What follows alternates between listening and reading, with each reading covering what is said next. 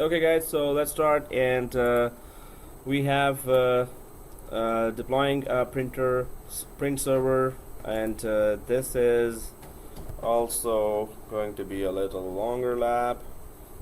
So printing, of course, is something that you will be doing nearly daily.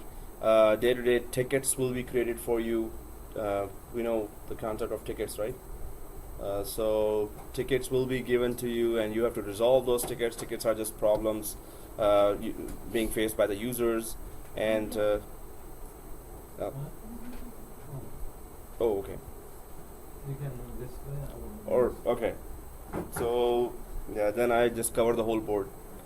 Oh, there's more space on the other side of the wall. Oh, okay. No, just kidding. We can have a Yeah. wall. And the dentist will say, "What are you doing?" Okay, so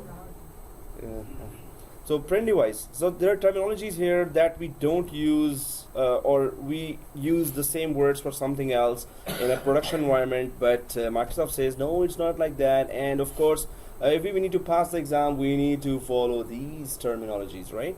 So print device is the actual hardware that produces hard copy documents on paper or other print media. So that's what we call printer. Hey, where's the printer? That's actually the print device. So we should be saying, where is print device in this college? So, or wherever. So printer is the software interface through which a computer communicates with a print device. So printer is actually that software interface.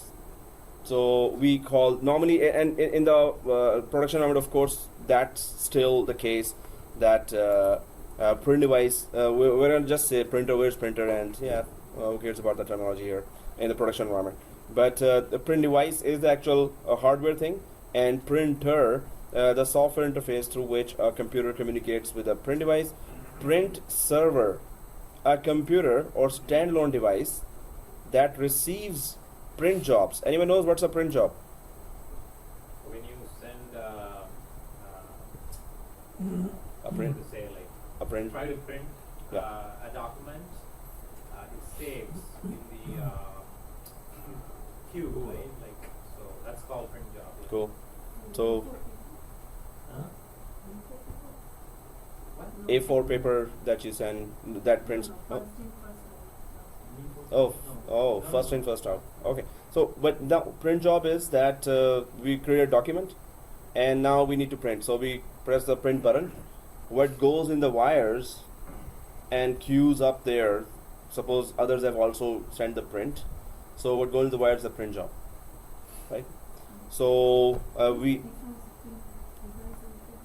So print device is the hardware, like, when we enter NetPlus, so print device is on our left. There's a big print device there. So printer is the software interface. So from where we connect in the computer to connect. Oh, there's our HP printer. Okay. So when we double click that, and no, not there. I mean, like that. Somebody's in a good mood today, huh? I passed the A plus. So the virtual printer. So that's good. Somebody's happy about celebrating, still celebrating it. He's gonna treat everyone. Oh, okay. And when Raj says treat, you better. Okay. He's gonna get a treat. Yeah. Oh, that tree. So, Not the two. I will give you another treat. so treat will become mistreat then. So print jobs. Okay, guys. Print jobs is so print device is the hardware. What we call printer. Printer is the software, and print server is a computer or standalone device. So, yeah. Okay. Just stretching. That's it. Yeah. It's not young. And that's not yawning. Okay.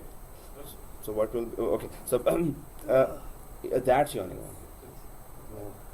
And a computer, a standalone device that receives the print jobs from clients and sends them to print devices that are either locally attached or connected to the network. See, so simple.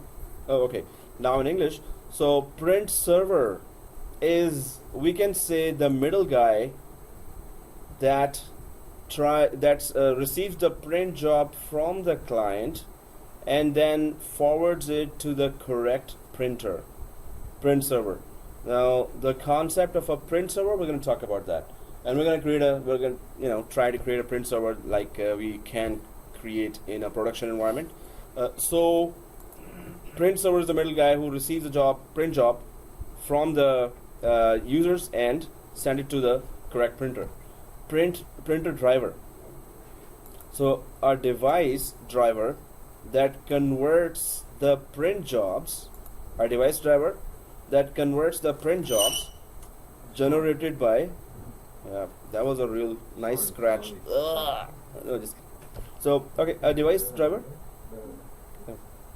She won't see your face. Oh, okay. So, yeah. Okay. So, a device driver that converts the print jobs generated by applications into an appropriate string of commands for a specific print device. Now, that's the... So, okay, if you don't have a printer driver, ever installed or ever especially struggled to install a print driver before? So, in old days, actually, that was actually a struggle to grab then we would just look for a universal print driver, and I would just, go for Google and try to check, is there a print driver for that? That's a very old printer, and we need to really look for a driver. So printer driver, of course, is the driver for that printer. Oh, that's a good definition. So, so if you don't have a driver or printer, what will you not be able to do? Why? I mean, so if there's a universal printer driver, or there's a, we can add a printer easily in Windows. We can add a printer, right? But can we add a printer without a driver to any computer? Just like sound card needs a driver, the software version of that, and display card needs a driver for extra displays, all the features of display. So printer needs a driver as well, of course. Now it's even now, if you just connect a USB printer, now it's very easy. It's like click, click, click, click, and you don't struggle with printer drivers. In a production environment, you will, because if the company is big, you will have 200 printers, maybe 150, 100 printers.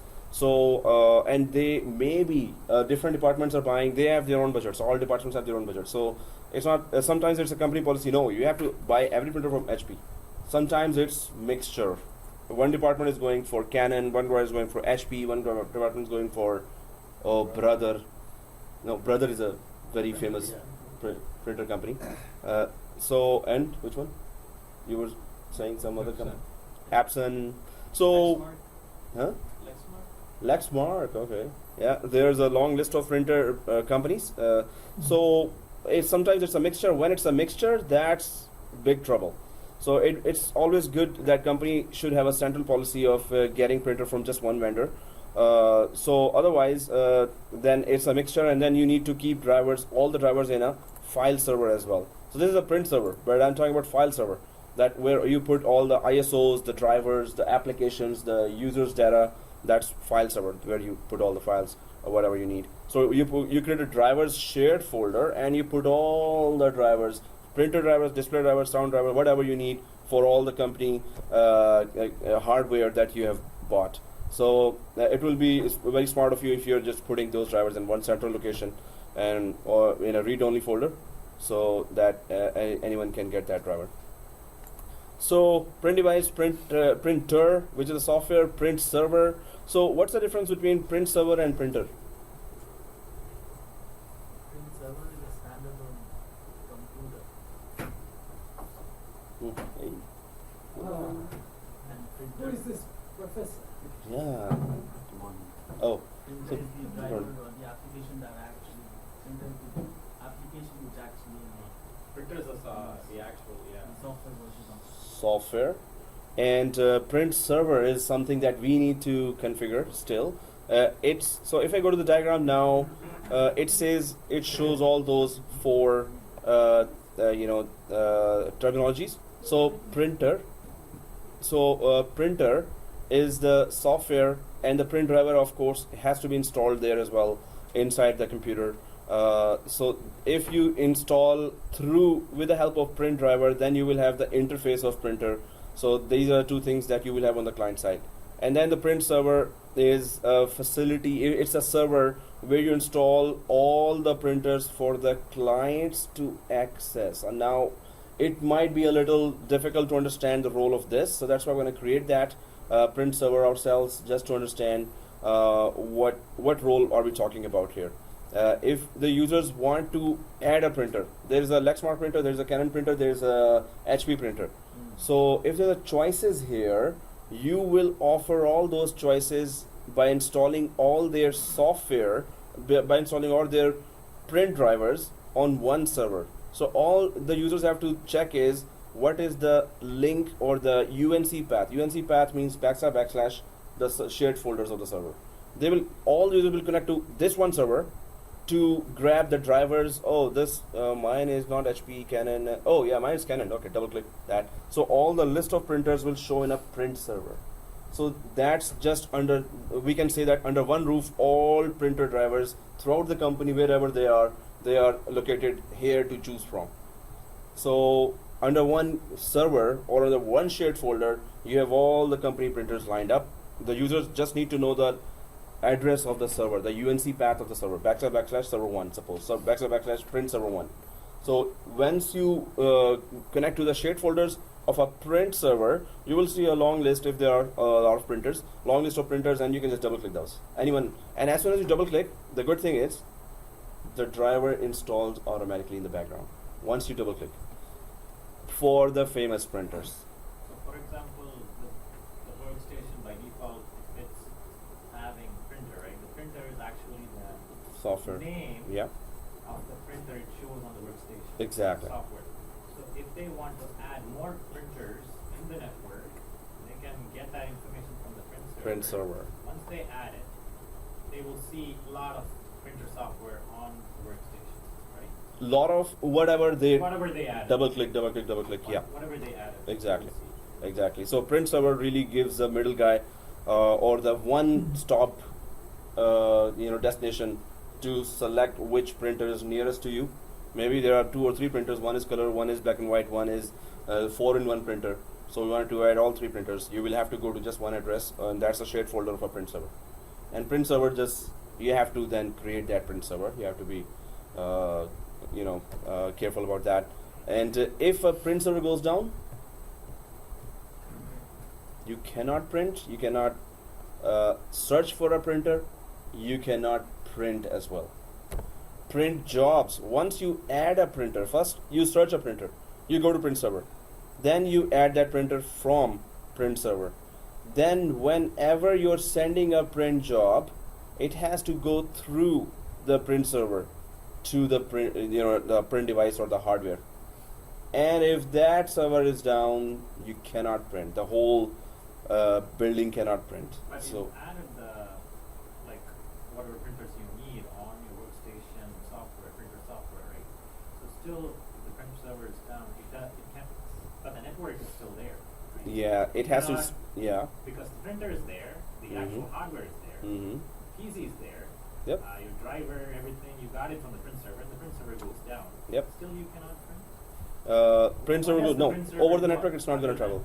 Over the network it's not going to travel. It has to travel through this, because we're going to install the drivers first here, and that's how the printers will all be connected to this guy, and through this guy the print has to That go. makes sense. Yeah, but yeah. So can we say that the main advantage of having a print server is to print documents remotely? Well, I wanna print this in New York. mm-hmm. So It's easy Mhm. to do a print server. well, remotely you can print without the print server as well. If you directly install the drivers and everything, and you have direct connection to the printer. So there are 2 types of direct connections. One is through the computer itself. Suppose a printer is connected to a printer. Printer is connected to the computer. So with my laptop, I've connected a USB printer. I will share that USB printer with everyone. So as long as my laptop is open, I can just print directly. Or if it is in a print server, then I can just print through the print server. So it's not, we are already printing remotely, but if the print server is there as well, we have a large collection in one destination to connect. right? Suppose 10 employees have with their desktops one printer, one different printer connected, and all 10 you need to add. So you have to add the address or the destination of that laptop or that those 10 desktops one by one. You will have to add. Instead of adding all those desktops one by one, you can add just one print server. Add it all to one print server. So you can just put one shared folder and all the print servers will show up there. So either through computer you can do that, or through at home. What you do, you don't need a print server at home, right? So you are directly connected to your printer at home because you directly download the drivers at home. So your laptop or cell phone or tablet has those drivers directly. Somebody wants to access that printer, either they can go through your desktop to that printer, or they can also add directly at home. But here it's not like that. If you just remove the print server, all the clients will have a lot of difficulty to add each printer step by step. There will be a lot of steps to do that. Yep. Oops. Oh yeah, we should have. We must have actually a backup of the print server, 2 print servers. Yep. So all the printers have to be physically connected to the printer, or No, they are connected to just a switch, so physical switch. Connected to any other. We are just redirecting it to print server, so it should be one-stop destination for all the users to search the printers. If we don't make it a one-stop destination, yes, we can directly add the printers to the clients as well, but that's gonna take longer step. Oh, you want to add that printer? Let me just search for you the IP address or the name. Maybe it comes up, maybe it does not comes up on the client computer. So client wants to add 3 computers, so the process is much longer to add 3 different printers. Instead of, if you take it through the print server, it's just that go to the shared folder and double click. That's all you need to do. 2 steps. Otherwise, you have to search properly and then try to add each printer one by one. The steps, if you remove print server, there are 10 or 15 windows that comes for each printer. 1, 2, 3, 4, next. And if you have print server in the middle, then it's just 2 steps. Put the address, double click the printer. That's all. For the end user, print server is really making their life easy if they want to add any printer and search and add any printer. Otherwise, you need a desktop support to do anything to add. If you remove the print server, then there are longer steps to add. And we're going to do both now, just to understand what are those longer steps. Your question? Oh, okay. It was just, hey, how are you? So, yeah. Server have a Wi-Fi Mm-hmm. and the client have a Wi-Fi. Then Yeah, you can perfect. print without server. If there's a Wi-Fi and it's still a server, so it's the same thing. Either you are connected through print server to a wired network or through a Wi-Fi. Still you have to go through the server because you've added the printer directly from the server. You can still add the printer directly as well. That just is longer for a non-technical user. Longer process. So guys, what is direct attached printer? Okay, so let's just go for this one direct printing. We can do that too. So this is your client machine, this is your machine, desktop, and you can just connect directly to the printer. It's just that you may not have the rights to install the driver of the printer. You will have to call the desktop support here, and then he or she will just help you out, and that's going to be a little longer process. If you want to add 3 or 4 printers, it's going to take much more time. So that's why print servers are introduced, that in one-stop destination for end user, and double click and that's it, you're at it. Instead of going through install the driver first and then install everything else first, and then so we're going to go through that process now. We're going to add a lot of fake printers here, and that's a good thing that it lets us install all the drivers, and we can even send the test page to nowhere. But the thing is that we can use all the buttons. That's going to respond the same way as if we had a printer. So let's just go ahead, and the way we're going to go, that's the way you can do add a printer in a production environment as well. So Windows printing flexibility. A single computer can perform the roles of all printing components except the print device, or they can be distributed across the network. So there are 4 fundamental configurations: direct printing, locally attached printer sharing, network attached printing, and network attached printer sharing. So there are 4 types here, and direct printing, we can start with that. Direct printing, so of course that's the home example as well. Even in the office, if you have just in your office one printer just beside you, you can just add the driver directly to your computer and just print it, right? So that's what we do at home as well. Just add the printer. In the office, if you have just one small printer beside you. So then there is locally attached printer sharing. So the printer is still connected to one desktop here, and all others are connected through switch to that desktop, right? You need to know the address. All these 3 guys need to know the shared folder address of that desktop. Suppose the desktop name is desktop 1. So // desktop 1 / just if you put // desktop 1 and press enter, what will happen?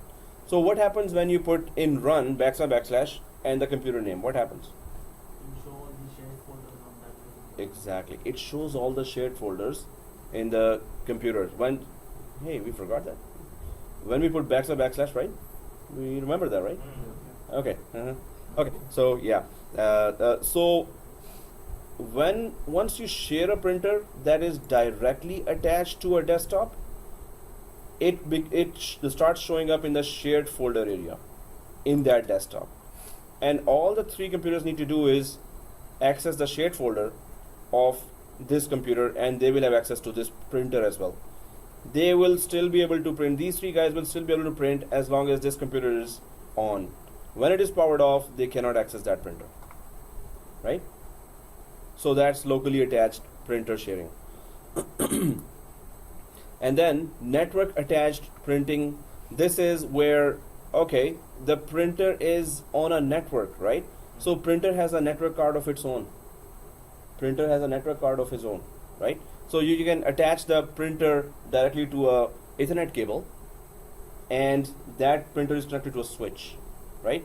Now you do not need, all these clients do not need a print server in the middle, but you have to go to each client, and this is what I was saying, that it's a longer process to add the whole add this printer, instead of going to a UNC path or a shared folder path and double clicking it. So now it's gonna take 10 or 15 windows. Next, give this IP or give this name. Next, and then it will search for a driver. Next. It will keep on going just to add a printer. But once it's added, it's okay. Then you can keep on printing directly. But when you have 10,000 users, when you have 40,000 users, then you cannot afford to have okay. Oh yeah, network attack. Yeah. I want to ask you, this one is without server? This one is without server. But the disadvantage in a small network, it's okay. 10 users, 15 users. If you're a system administrator in a small network, people also say small to 100 user network. Once you start adding that printer to every computer manually by going to the computer, even 1 or 2 computers you add that, you will see how long the task is. I mean, it's not that long, but it's still longer comparably to if you had a print server there. If it's 100 user, I would just definitely directly create a print server myself. If you just have to switch, the printer appears by itself. Well, it is discovered, but when you double click, you have to install the driver, and normally the end users don't have access to the drivers. So desktop support will come, and then he or she will just log in from his own account, and then install the drivers, and then of course the process is still longer. You will see that if it was a print server in the middle, then the process is access the shared folder, double click the printer, and that's it. So end users can do it easily. Even for that task, end user ask desktop support. They are so non-technical. I was in the bank, so they were always, desktop people were always running, right? So it's better to install a print server to make the desktop support people like these. exactly. Otherwise, they'll spend a lot more time adding just a printer if there was no print server here, right? So yeah. So here you have to give an IP address to the Yes. printer and Somebody has configured network printer. Huh? So guys, anyone has configured, so it's a big printer, of course, it's expensive printer. So have you configured a static IP directly inside the printer? Directly inside. You've done that, right? No? Yes? No? Okay, it's okay, but it's like, you know, you're dealing with a very prehistoric machine kind of thing. The display is you have to really figure out where's HP display, and then you go for networking portion of that. There's a very small screen, and in that small screen you have to figure out where's the networking portion, then go there and then put the static IP where it's difficult It task. has its own NIC card. It has its own NIC card, yeah. It's a big printer, so it's 4-in-1. Normally it's just 4-in-1 fax, scan, and all others, right? But, yep. So it has memory to store the print jobs. Yes.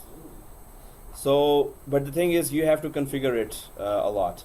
Maybe, Nowadays, the yeah, printer are configured by itself. with the static IP. No, if it gets a DHCP IP from DHCP, it can get that No, by itself, even without DHCP. with static IP. Yeah. So yeah, if you tell the sales guys, okay, our network scheme is this, or in this network we're gonna put where the subnet is this. Okay.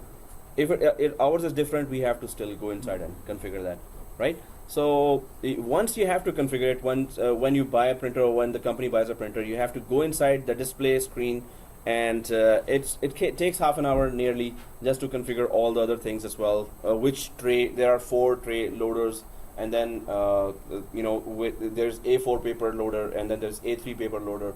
So even when you are system administrator, you have to do these tasks as well. Desktop support cannot do that, right? Or if you have trained desktop support to do that, then they can of course do that as well. But the thing is, suppose there are 100 network printers, then you have to add them all in a print server. So we're gonna try to create a print server. Then we're gonna do a network attached printer, and let's see if the user can send a print, and the other user can just first add a print and then send a print as well. So we're gonna try to test everything. Then we're going to go for print server and create a print server and try to access that. But you can see that if the print server is not there, it will be a little longer task for adding a printer to each. And if there are 10,000 workstations, then it's a lot longer task, right? So if you see more than 100 users, you will see a print server. And creating a print server is very, very easy. If you get one's concept of that, you're going to say, oh, that's it. That's adding print server, but the users must be having very good. This is network attached printing, and it says the disadvantages as well. Users examining the print queue see only their own jobs, not the jobs of other users. Okay, I have to show that to for you to understand. Users have no way of knowing what other jobs have been sent to the print device, or how long it will be until the print device completes their jobs. And administrators, so with network attached printer, already it is discouraged. I mean, I would not go for that if it's more than 50 users. I would go for a print server in the middle, right? But I have to maintain that print server, and print server must be on. Whenever it goes restarts, all users are disconnected. That's central point. But, So but if it goes down for like 5 minutes, right? Whatever the jobs they are sending, whatever is if queued, it's offline, it's yeah. going to be queued, right? And then when it comes online, it's automatically going to print and send the. No, it has to be online to queue it. Oh, online to queue it. Yeah. So if the clients are like this, they are directly connected to the printer, then it's just going to the printer directly. But if we have a print server, then print server does everything. So it does send the job to be queued on the printer as well. Yes, but it has to be in the middle to send that to queue itself, to queue the job, So right? you're saying my scenario cannot be done on this setup, but Yeah. on the print server it can be done. If it's offline or print server offline. No, in this case, it can be done. There is no print server, first of all, to be offline or online, right? In this case. But if there's a print server and it is offline, it's not going to send the job. It's not going to be there to forward the job to be queued in the printer, in the printer memory, right? So queuing takes place on the print server as well. If it's just if it's on, and then if it is on and is forwarding fast, then the queuing normally takes on the printer. The queuing happens on the printer as well. It depends on the printer memory. Some advanced printers have more memory. So the memory is written there on the printer. When you're buying a printer, the memory is written there as well. The more the memory, the better. It will queue a lot of jobs. Some jobs are like 300 megabyte, 400 megabyte. Some people send a book, so that's like it reaches nearly a gigabyte. So if they don't have a gigabyte memory, it's gonna just queue on the print server itself. It's gonna queue one hop back. If print server is not there, the job is cancelled. Right? Okay, but my question was, Yeah. for example, if we are using the print server and there's a printer is offline. Oh, Printer's printer's offline. but the print server is working. Oh, then it's gonna We're queue sending there. a job. Mm-hmm. Print server knows that it is offline. It's gonna queue Yeah. until it becomes online. Yeah. Once it's online, we'll send it, right? There you go. Print, right? Yep. So user doesn't need to send it again. No. So guys, mm-hmm. If there is a big job, Mhm. say 1 giga, but printer doesn't have ability of printing this one, but server it has the ability. It will print.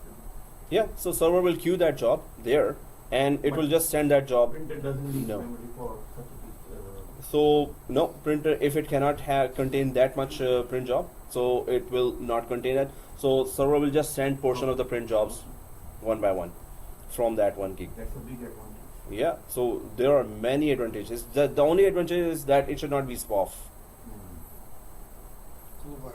Hey, that's it. SPOF, right? It should not be SPOF. What is POF again? I forgot. I Hmm. didn't hear what you said, sorry. Yeah, what did you say? Single point. Single point of failure. So it should not be single point of failure, which means if you have just one print server and that one goes down, Oh yeah. whoa, you're in big trouble. Okay. Then you are receiving 10,000 calls. One more, yeah. Mm-hmm. If one of the computer is a manager and one of the users send 500 pages to print, so manager want to print something urgent. Oh What yeah. is he going to do? He's gonna fire the user. And no, just kidding. So there are functionalities that priority printing can be configured in bigger printers. So even the user started printing, manager can send a priority printer and It will stop that job. It will print managers. Then it will start that job. Yeah, you will see one of those questions in the port and the premium firm. Oh, I saw that one of the scenario is this. That's a good question you asked. You're already reading up from that while you haven't even started that. That's good. Ooh, he's actually Telepathy. He's not telling that he's I create Mm. questions. It's my turn. Oh, He is He the creates great questions. So Michael. you're the one created question in the premium file, huh? You're sending those test Maybe I'll questions. give you the answer. Ooh. Okay, I'll read the question now. Give me the answer. Okay, guys. So administrators have no way of centrally managing the print queue because each client has its own print queue.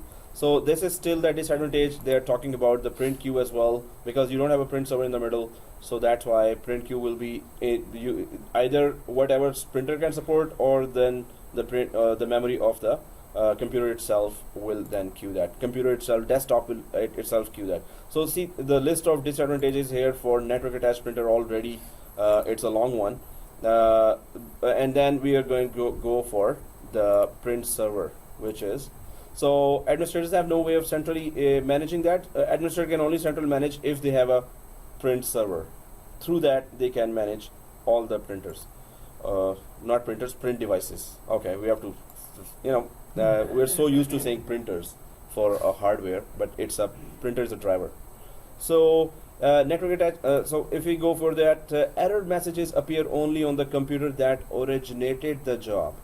So if this computer has sent a job and it has some error, it did not go through, then error message will just come here. This end user will be knowing that, while in the print server the error message for any users printing will be coming to the print server as well. So administrators will see that print error message. Yep. So the definitions are industry standards or just Microsoft standard. Microsoft? Yeah, because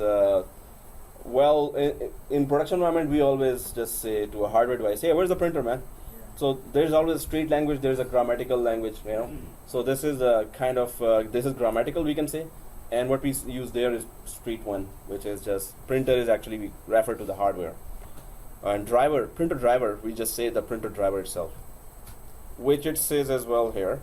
But printer and print device, we don't use the word print device. See, it's very long. Print and device, uses a lot of calories. That's why I'm getting confused when Yep. I read those premium Yeah. files. Uh-huh. Seriously. Yeah. Microsoft's terminology is different, but we don't use that terminology. It's a common You thing. know how they put questions? Mm. Okay, Hyper-V has two virtual machines. One of the virtual machines is named as Server 1. Server 1 is named as Hyper-V. Yeah. That's how they Okay, so network attached printer sharing. We just talked about network attached printing, and then there is network attached printer sharing. So yes, it is a little confusing, but the main thing is if you have a print server here, life is easy. If you don't have a print server, then it is difficult, and there's a long list of disadvantages here as well. But I guess with network attached printing, of course, there's always advantages and pros and cons of everything. But now you can see that it's a list of advantages just for adding a print server there, right? Then it's all advantages that Microsoft is saying. So the only thing is you should have two of those print servers. Don't have one. If you have two of those, you're good. You're safe now. So we're gonna do it the manual way. Then we're gonna go for the Microsoft way of doing that as well. So you could be ready for the job environment as well. That okay, there's another way to do that too. So advantages of now we are adding there's a print server here. That's our ultimate goal. That's what we want. That's what you will see in a production environment as well, that you will see a print server there. So all of the client jobs are stored in a single print queue, so that users and administrators can see a complete list of the jobs waiting to be printed. So administrators can also see those print jobs, and clients can also see those print jobs. And if one print job is stuck, sometimes the top job is stuck. One paper cannot print, and it just cannot. It's stubborn. You can right click and restart. Try to print again. It's not doing that. You can right click and cancel. You cannot cancel that as well.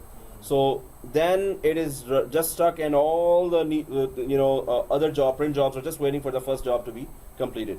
And sometimes it just doesn't delete. Then there are some very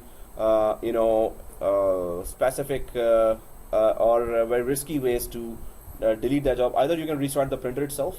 As soon as you restart the printer, the queue is then affected by that. Not restart, when you turn off especially, and then turn on. all the jobs will Go. Gone, cleared. So you have to just resend. But sometimes still there. Yeah, some bigger printers have this, that even if you turn off, the jobs are there. But so for some older printers, we used to see that okay, if you restart now, that's it. Sometimes you can restart the spool service there, spooler service. Spooler service is one service in print server, and this should be the last resort. You restart that service, all printers are disconnected and then connected again. Right? All printers? Yeah, all printers which are on the print servers, the drivers, they are affected by that. So any new job coming, they have to send that. Whatever is in the queue will stay in the queue. But spooler service is the last resort. Then okay, let's restart that spooler service, so that print job could be, deleted or gotten rid of. So which is in the queue and is not getting printed. It is just stuck. So restart the printer. If that doesn't happen, then go for spooler service. Spooler service means that it will affect the current flow of print jobs. Spooler service is letting those jobs flow through the print server to all the respective printers. So we're gonna go to that service. We're gonna restart. Okay guys, so we're back, and my computer battery, laptop state-of-the-art battery just did not warn me, and it's no longer state-of-the-art. So okay guys, direct printing, let's just do that. Are we all logged in from Windows 8 and Windows servers 01? So if we are, let's get going. So log in from server 1 with netadmin, and log in from Windows 8 as netadmin, and we're going to use our 390 users as well. So we don't need server 2 for this class? We will need it later. So shall we make server 1 as print server? Oh, actually we will need it. So guys, server 2, server 1 we need it. Server 2 is also started, right? Yeah. So let me just draw the diagram here. That we're gonna use. We have two computers, and domain controller may be our second print server later. But let's just do all the experimentation. So of course the domain controller never is a print server, but in a small companies we can just do anything we want. So this is server 1, and this is server 2, and this is client 01, which is Windows 8. So we're going to make this guy here a print server, but now first lab is that we want printer access. Suppose the first scenario is that printer is attached directly to our desktop. So suppose server 2 is that desktop. We're just imagining that this is a server 2 is not a Windows 2012 server, but it's a Windows 8, Windows 7, Windows 10, right? So in that case, any end user there in client 01 would want to add that printer, which is actually directly attached to the server 02 actually. So I'm just going to create that diagram here for our environment, and this is that a printer is attached, and let me just grab that printer from.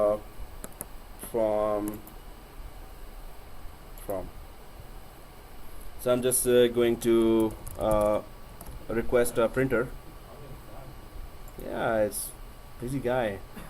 So, okay, so these are the printers that could be attached to your offices or at home. So I'm just gonna borrow one. Thank you very much, and I'll just attach this one. So this printer is attached, and this is not a big printer. Of course, it's not 4-in-1. It could be 2-in-1. It could be 4-in-1 as well. Okay, but anyway, it's a desktop printer. Now it is attached directly to the server 2. This guy is using that, and we're pretending that this is some client computer right now, and NetAdmin is using that. But user Alan Reed here says that, hey, I want to access that printer. I want to connect to the printer. Alan is on second floor, and other user is on first floor, right? But he wants to access this printer, which is directly attached to server 2. So Alan asked NetAdmin, hey NetAdmin, I want to access that printer. So NetAdmin has to have first a printer. Let's just install the printer here.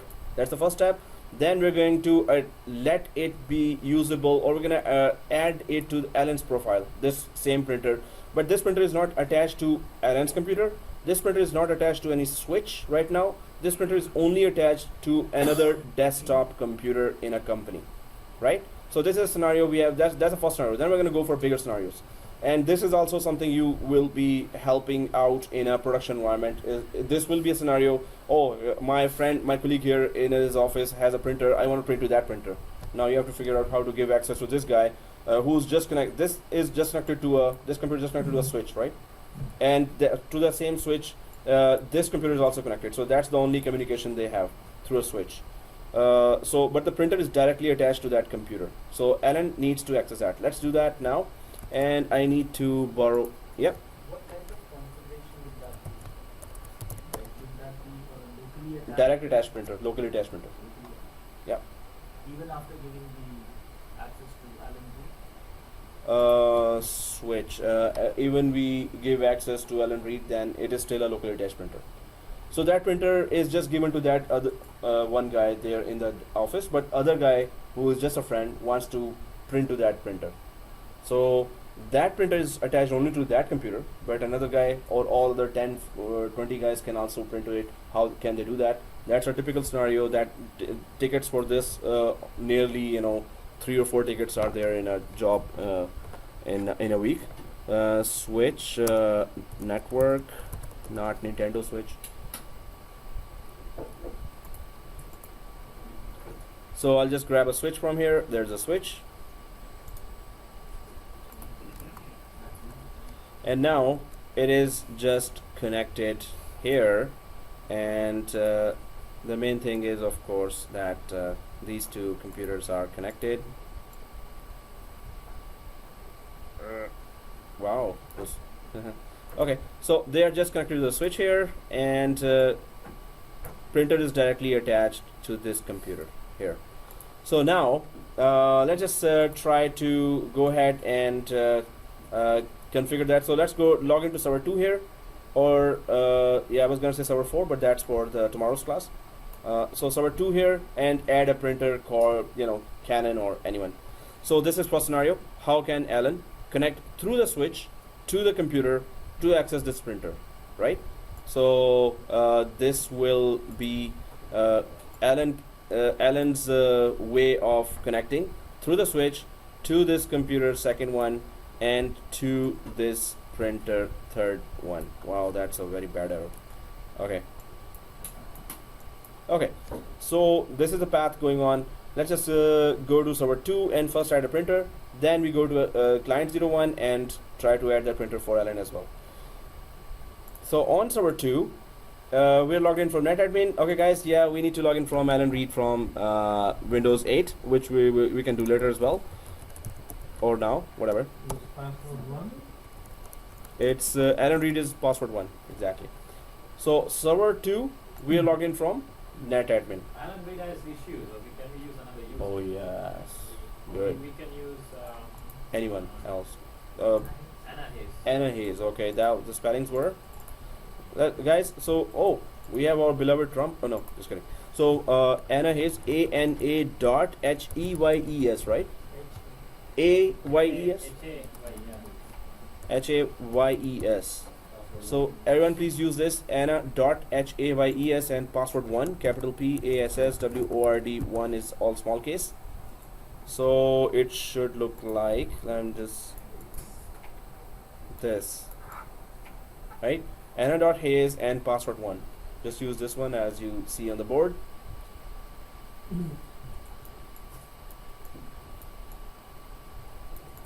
Are we all done? Oh, there's a Whenever there's a we should stop. Michael is in the Wonderland. No, I Hey. logged into Alan. You just said Alan. I Oh, logged into okay. Alan. Now I have to log out and log. Now we have to log in from Anna and Anna instead of Anna and Anna. Oh, from Anna, I remembered. Anyone knows what is Bitcoin? Who? Bitcoin? Any Bitcoin? Who? It's not who, it's what. Huh? You know what's the rate for Bitcoin now? $3,000. One Bitcoin is 2,900. One Bitcoin. It's a cryptocurrency. Bitcoin you can cash. Yeah. Hmm? Yeah. Oh, there are some exchanges in Canada as well and in online. So, you have any? hmm? You have any Bitcoin? Yeah, you do. Well, assuming, so guys, Anna.Hayes and the password. Now everyone has logged in. So enter, and so let's just quickly add. So let's go to server 1. We just logged in from Anna Hayes, right? Everyone did, right? So server 2, let's go back and try to add a printer now. So this is a scenario where printer is directly attached to this server 2 we're pretending. So how do we add the printer? Even if we had a directly attached printer here, the process will be exactly the same. If we don't have that printer, it's the same, right? So let's go to right click on the right side, the Windows icon here, and do you see control panel? So right click on Windows icon and go to control panel, and then programs or hardware. So let's in the control panel go to hardware, and then devices and printers. Do we all see devices and printers in server 2? All right, let us go ahead. Devices and printers, and then we can see here XPS document writer, which is like PDF for Microsoft. XPS is like PDF for Microsoft, right? So here, well, all other devices, we can just ignore that. So let's go to add a printer and quickly add a printer. Add a printer here. The printer that I want isn't listed. So if it is searching like that, everyone sees this window, right? So we can stop this, or it is stopped for me now. So we can just go ahead and click next here. No printers were found because there are no printers, right? So next, everyone there, right? On this page? Yes. And when we go for next, So it says find a printer in the directory. So we're going to learn that how to publish a printer in the directory as well. So whoever is active domain joined user can search that throughout the forest. Once you publish a printer in the directory, global catalog picks it up. What's the global catalog for? Forest wakes up. Forest wide search. So Search it, the printer from the forest. yeah. So if we want the printer to searchable through global catalog, you have to just click that one button for publish in directory. So anyway, it's not in the directory because we don't have a printer. Second thing, select a shared printer by name. This is where if there was a print server, I would have just backslash and done that print server. Oh, what guys? No, don't do that because we don't have a print server, right? If it was there, I would have done just put the address of the print server, but we don't have. We're just But adding a new why one. it's confusing by saying select a shared printer by name.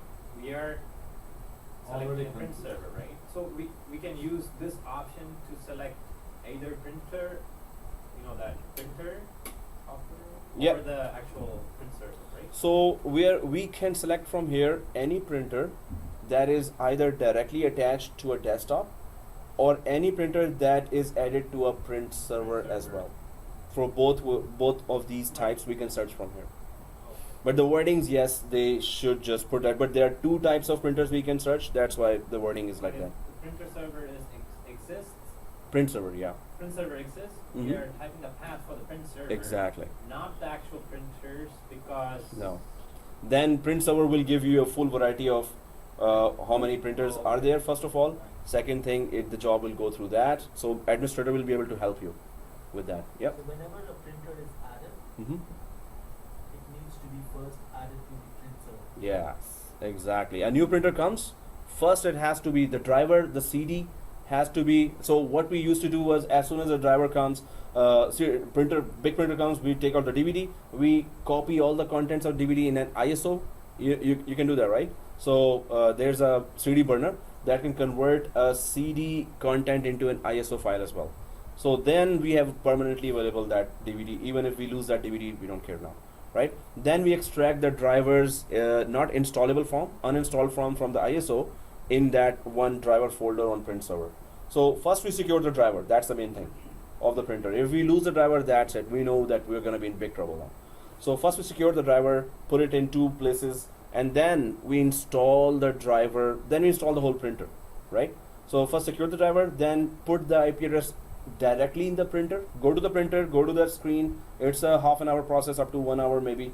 Depends on where they put that company put the network settings and where they put the tray settings, where they put some other settings there. So configure the printer itself on directly on the printer, put the drivers there, and then just install the printer. If it's once on the network, that's it. You can just add to the driver. You can search the printer and then install the printer directly. So this is easy and difficult as well, but we're going to do that as well. I'm just going to take you the step by step for that as well.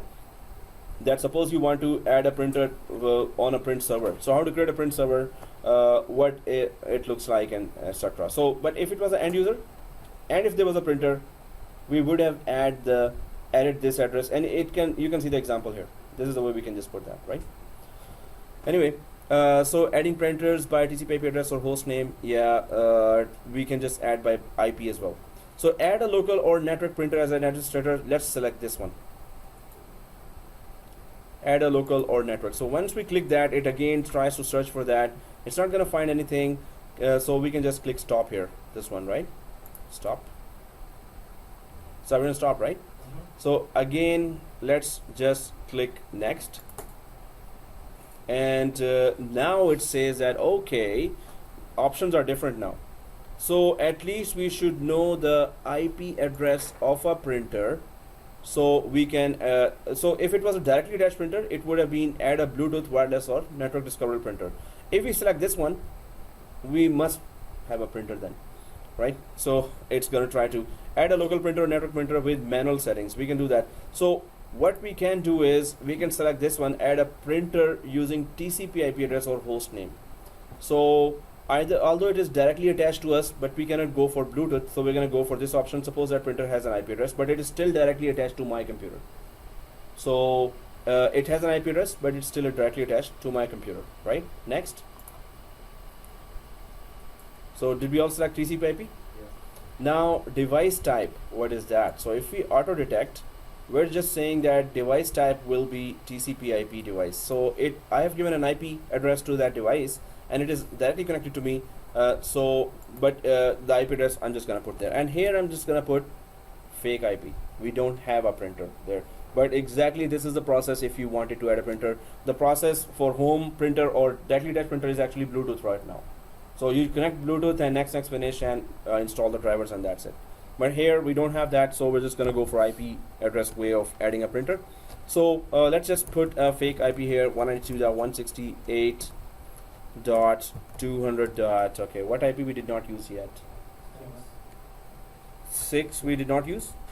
7 we did not. 6 we did not use, right? 6 we did not use. Okay, 6. Then next printer we're gonna go for 7. So query the printer and automatically select the driver to use. Well, uncheck that. We don't have a printer on the other side, so don't query it. It's still gonna search, I guess. So if we put that IP address here and next, it's still going to try to detect that. It's not gonna find that. But if it had found that, the next steps are still the same for if there was a printer and if there is no printer. So this won't search the hardware printer? It's trying to detect that IP. Where is that IP, or whichever device is attached to that. Obviously, it's looking for a printer on the other end, but with an IP. So first, it's trying to detect an IP. So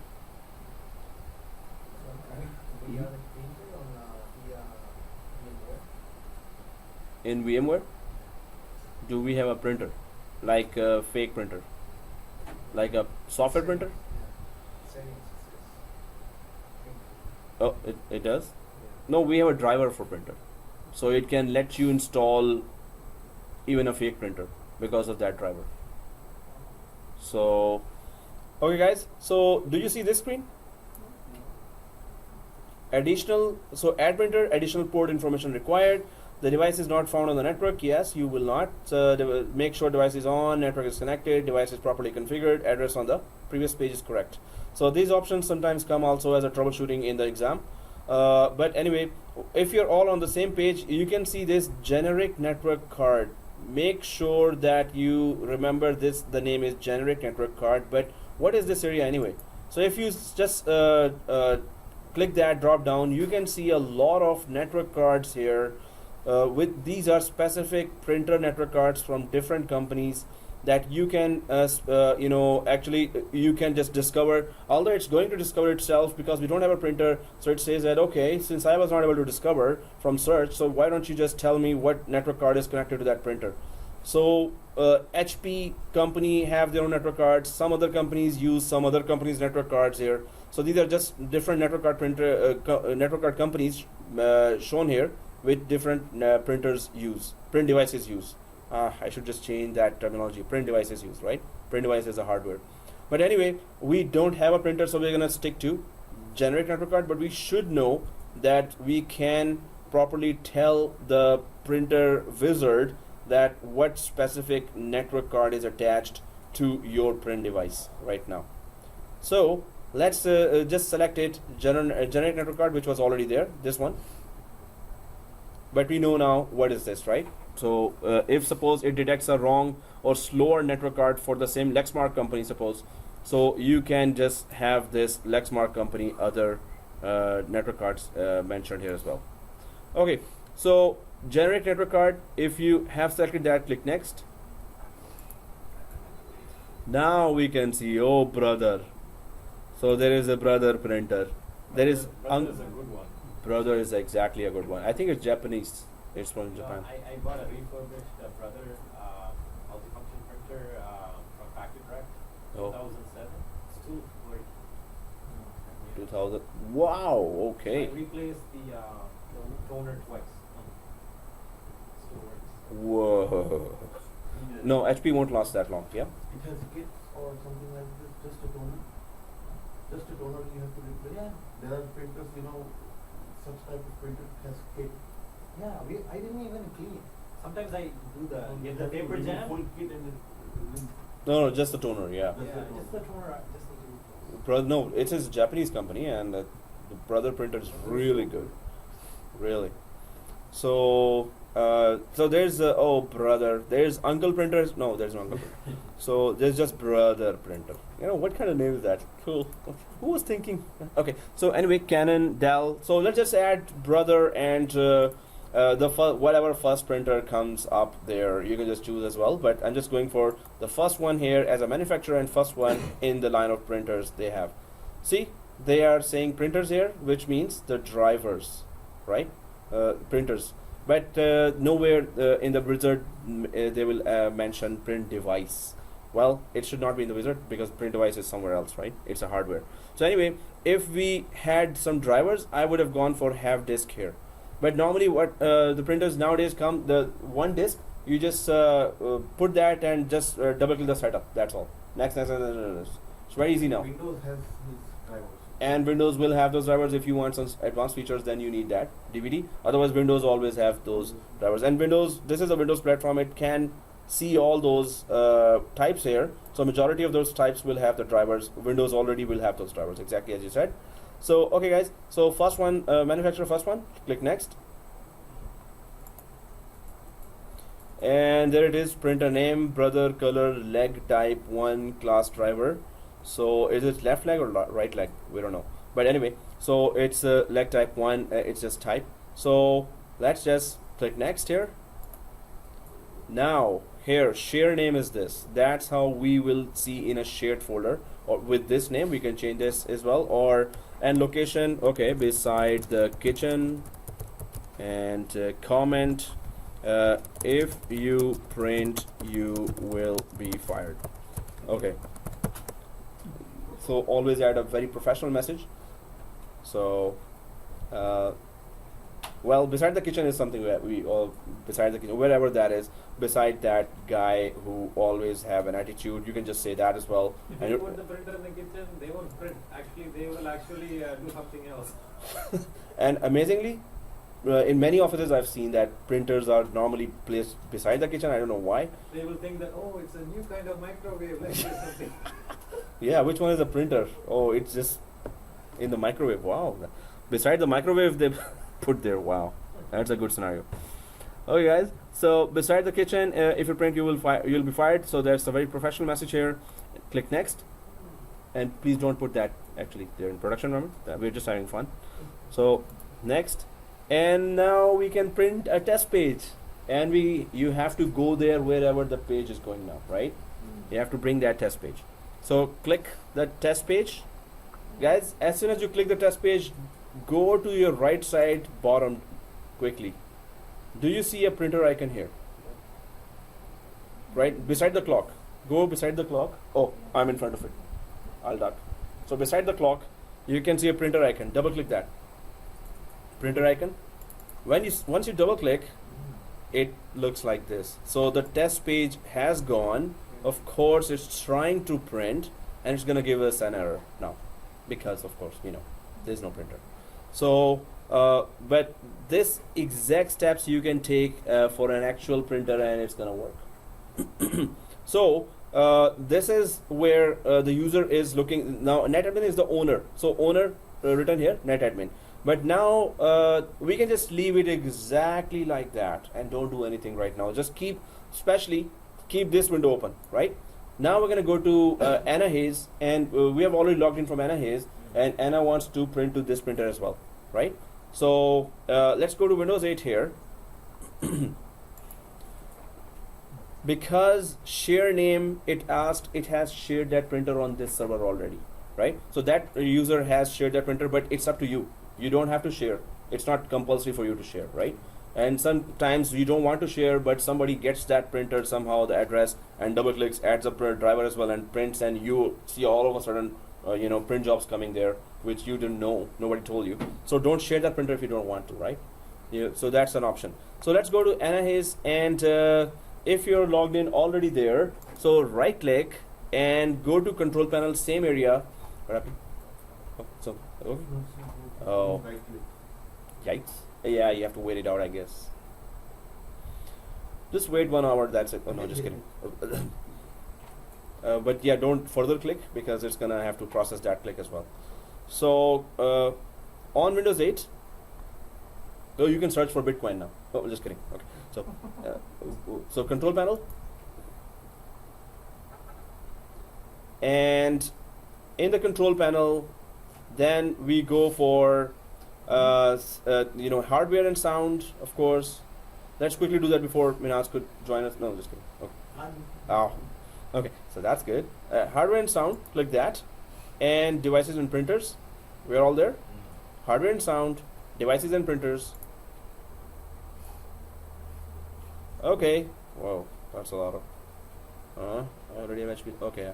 So add a printer here. We all see that, right?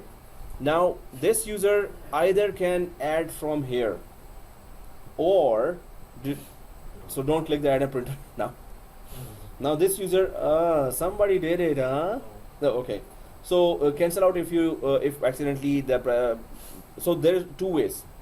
One way is exactly we can just go to add a printer. Second way is a desktop support will come to you. Suppose that I'm a totally non-technical user, so I call the desktop support. Desktop support will come and he or she will know right away what to do. He or she will just right click and go to run instead of going to the add printer. Add a printer also, the place where I told you that backslash you can put there, and then printer name, you can go either to that area or directly just put that printer's UNC path. So it's backslash go to run in Windows 8 by Anna Hayes, right? Backslash n server. We can put the server name or the IP address exactly as you said.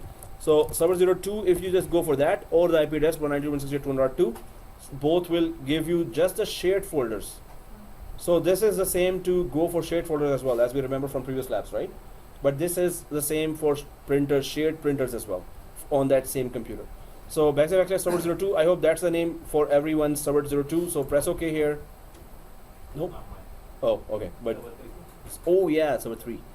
So because we did not share any other shared folder on server 2, but we can see a shared printer now.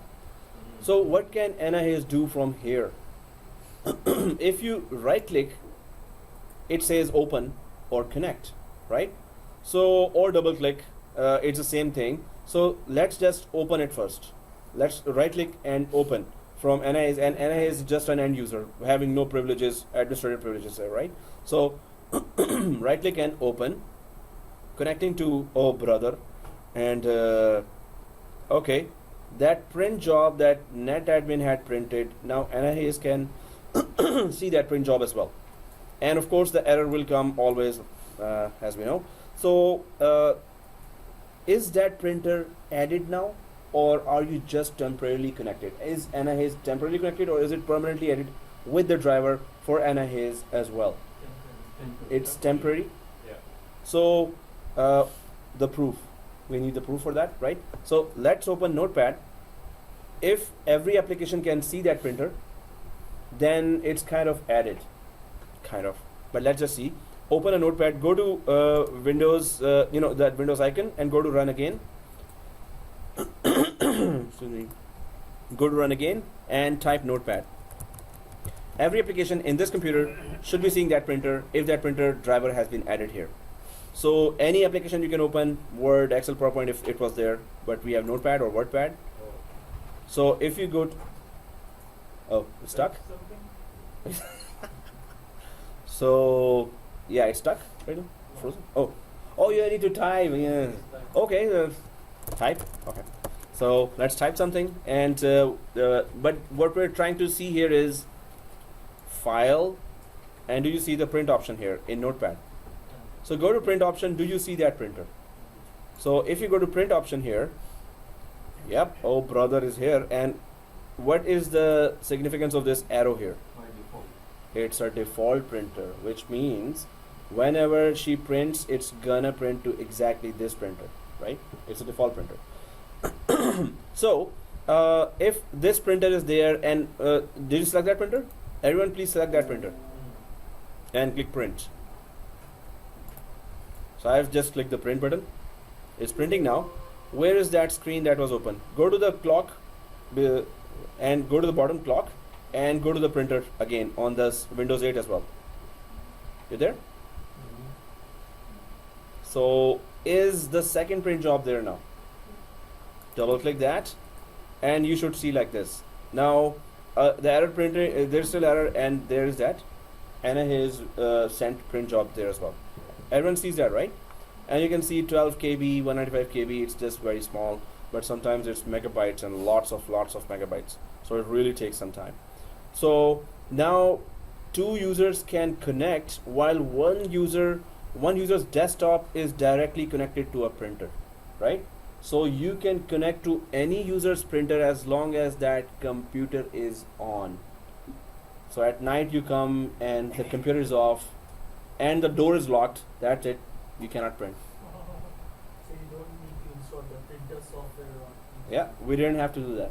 Windows has majority of the famous printer companies, their drivers Windows already has.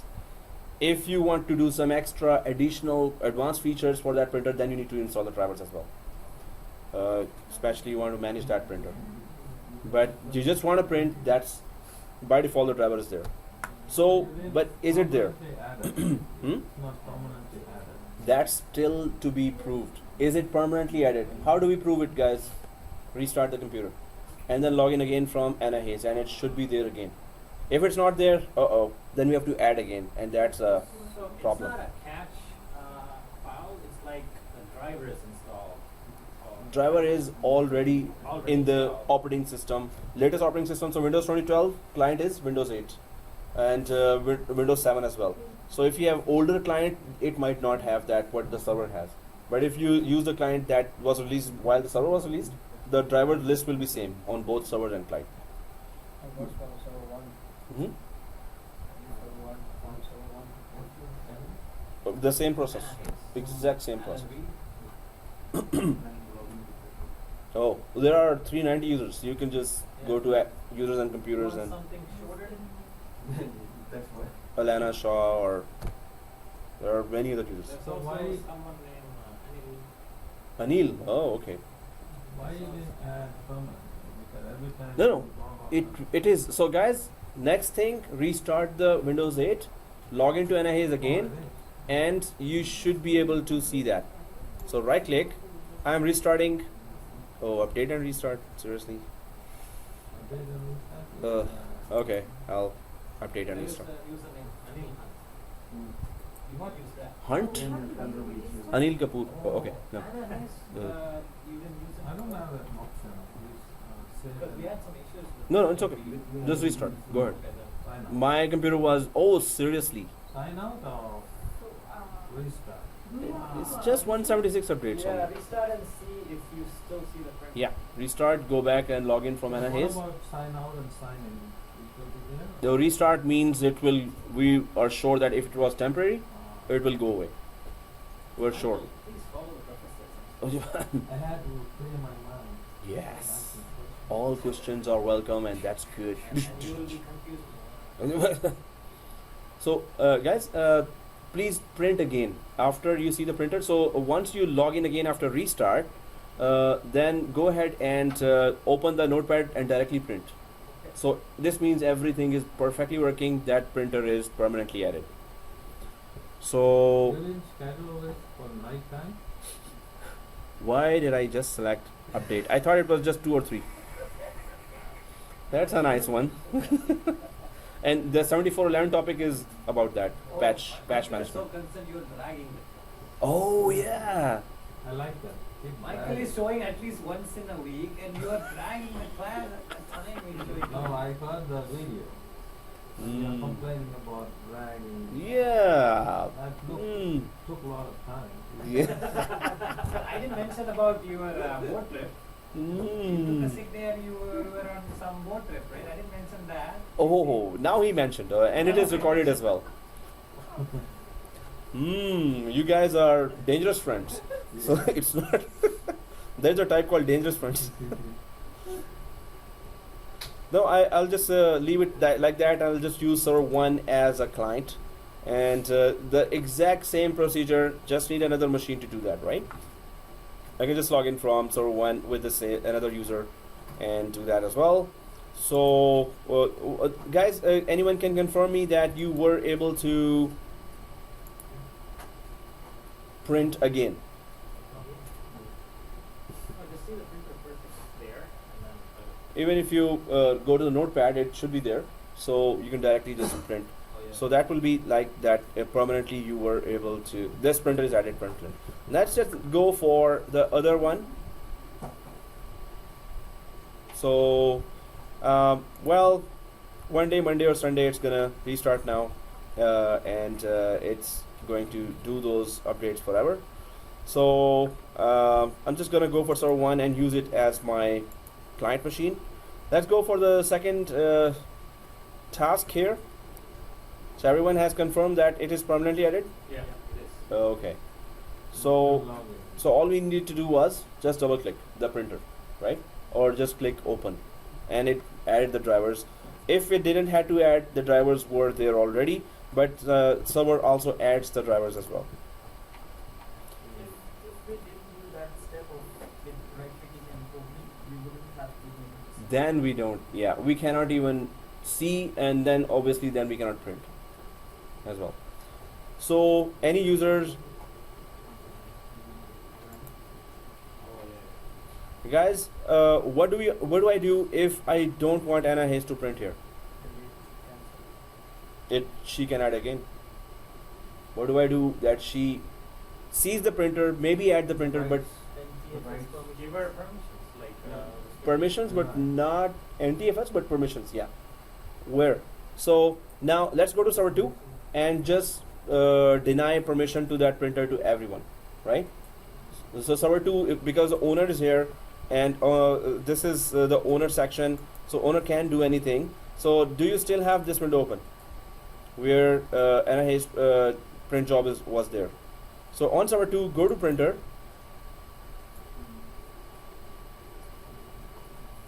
and we can go for properties here, this one. Do you see the properties? So now we can see a lot of tabs here. I hope everyone's there, right? Where do you go? Sorry. sorry, on server 2. Yeah. Mm. So again, server 2. Yeah. Do you see? Oh, brother. I closed it. Sorry. Oh, so go down here to beside the clock. If you closed it, go down here beside the clock. The book is? Do you see this icon here? No, I don't see it. You don't? No, I don't see it. Okay, then go for control Oh, panel. it's on server 2 or server 1? Server 2. Server 2. Okay. Okay. So somebody needs Timbits from somebody. Oh, okay. So Yeah, I see it. okay. It's still anything. Okay, guys. So if you see this window, everyone sees that window, right? Yeah. So if it is not open, you would see it here, right, on the beside the clock. So now let's just go to printer and go to properties here. Once you click the properties, you can see security here. And the biggest threat to every shared folder or every shared printer is the everyone group. Once you share anything, everyone is always there. In the last classes we saw that, right? By default it is there. So can NetAdmin remove that? Yes, NetAdmin has all the rights to do that. Apply, okay. Yeah, just everyone group. But do you see any other group like domain users? No. Just the server operators, print operators, administrators, NetAdmin, creator owner, yeah. Now try to print from Anna Hayes again. So apply, okay, and go back to Windows 8 and just close that print job or that the document from where you were printing, and then open that document again. If she's still able to send the print, then you have to log off, login to check if the permissions actually got implemented. So try to just print now, because we just removed the everyone group. So you should be getting an error, or the print job should not show up here now. So try to do that, guys. Go ahead. Do this on Windows 8, right? Anna Hayes? Yeah, which is in my case on 44. Yeah, but she can able to Print? No, printer is there, but she cannot. The print. E- Is this? So when you select exactly that printer, Yeah. even this is grayed out. The print button is grayed out, right? Yeah. Is that the case for everyone? Is that okay? Yeah. And when I double click the printer, it says you don't have permission. Oh, so it says that you don't have permission now. Yeah, when you double click The printer. This means you're trying to add again. Yeah. Yeah, like you can do that. But also that print was grayed out. That's Grayed out, You know, so Anna By Hayes was default, it printing. went to Microsoft XPS document writer. Yeah. Oh, And then, okay. Yeah. So it was on XPS document writer when you were showing, Yeah, right? yeah, yeah. So- after we removed everyone from server 2, Cool. it was went back. And if everyone is removed, and Anna says no, I still need to print, you can only add Anna Hayes now. So others cannot print, and only one person can print, right? So we can do that. So let's just quickly do that and then go for the next job. So let's just add Anna Hayes now. Only let's go to server 2 again. Go back to server 2. This one? This one? This one? Michael. So go down Question to you were asking, clock priority? and Oh yeah. You're the manager of on server 2. He is the manager and they are. Oh, really? You know the priority printing? Oh, Can yes. you do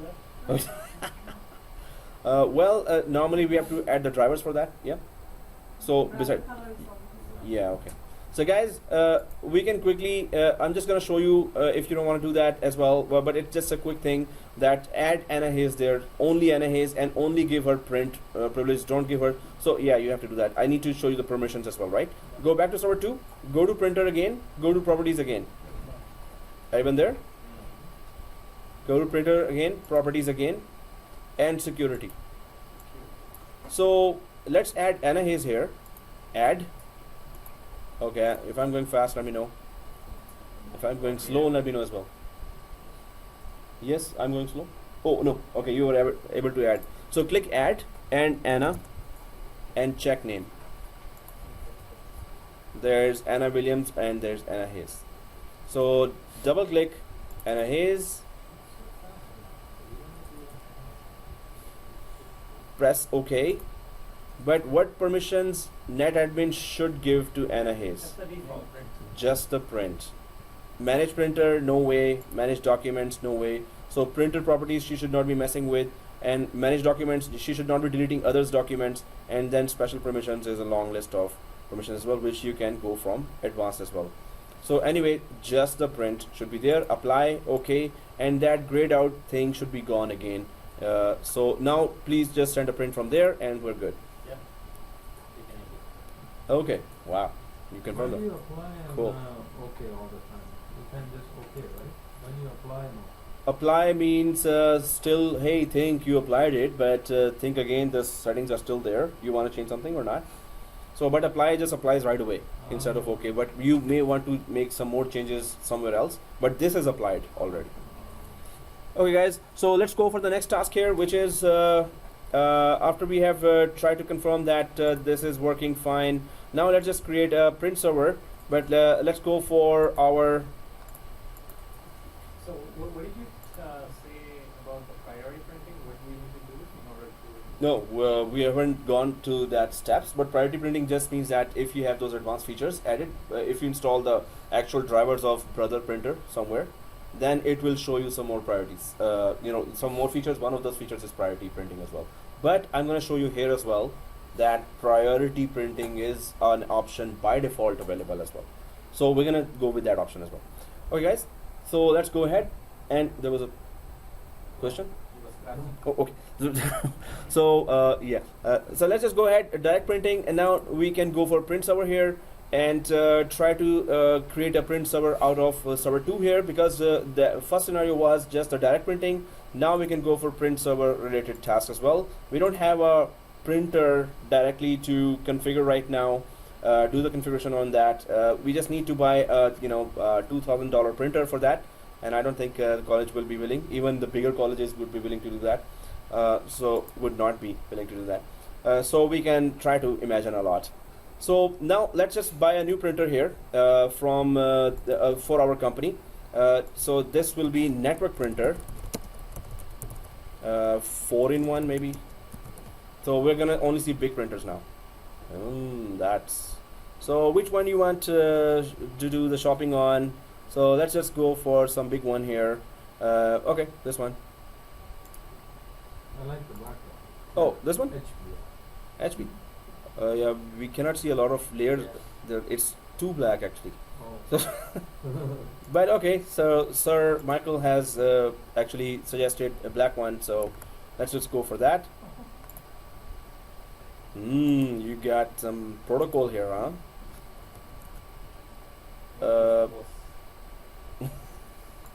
So let's just add this one, and we need to see the printer as well, some of the areas.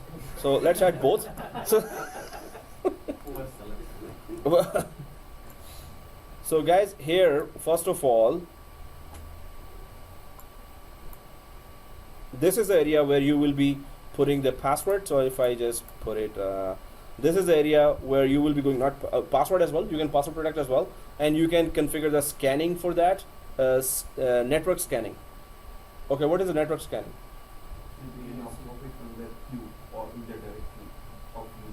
So you come to the printer, you scan the paper, and it scans it to a PDF file, or whichever file you choose, and then that file is sent to a shared folder somewhere. So the guy will go to his or her computer, the person will go to his or her computer, and then he or she will have to access that shared folder for his scan file, right? So that's network scanning. You have to configure that as well, right? So network scanning in production environment, it's always like that you have to just it just sends it directly over the network to a shared folder, specific shared folder. So don't scan personal things, right? If you will log in the printer with your initials, you don't need to show anything. Exactly. It will trace directly in your. If it's that kind of printer where it's going to actually send it to your folder, your home folder, then that is also configurable. In a university, of course, we see that those big printers. In production environment in our offices, that was just a one common shared folder for our department only. So, but we can go for that as well. That you can log in from your user account here, and then it will just send the printer to only your folder, shared folder. So this is the network printer. Two types of printers we have now. So what happens here is that we are going to create a print server. First, we're going to go for the manual way of creating a print server. Then we're going to go for the Microsoft way of creating a print server.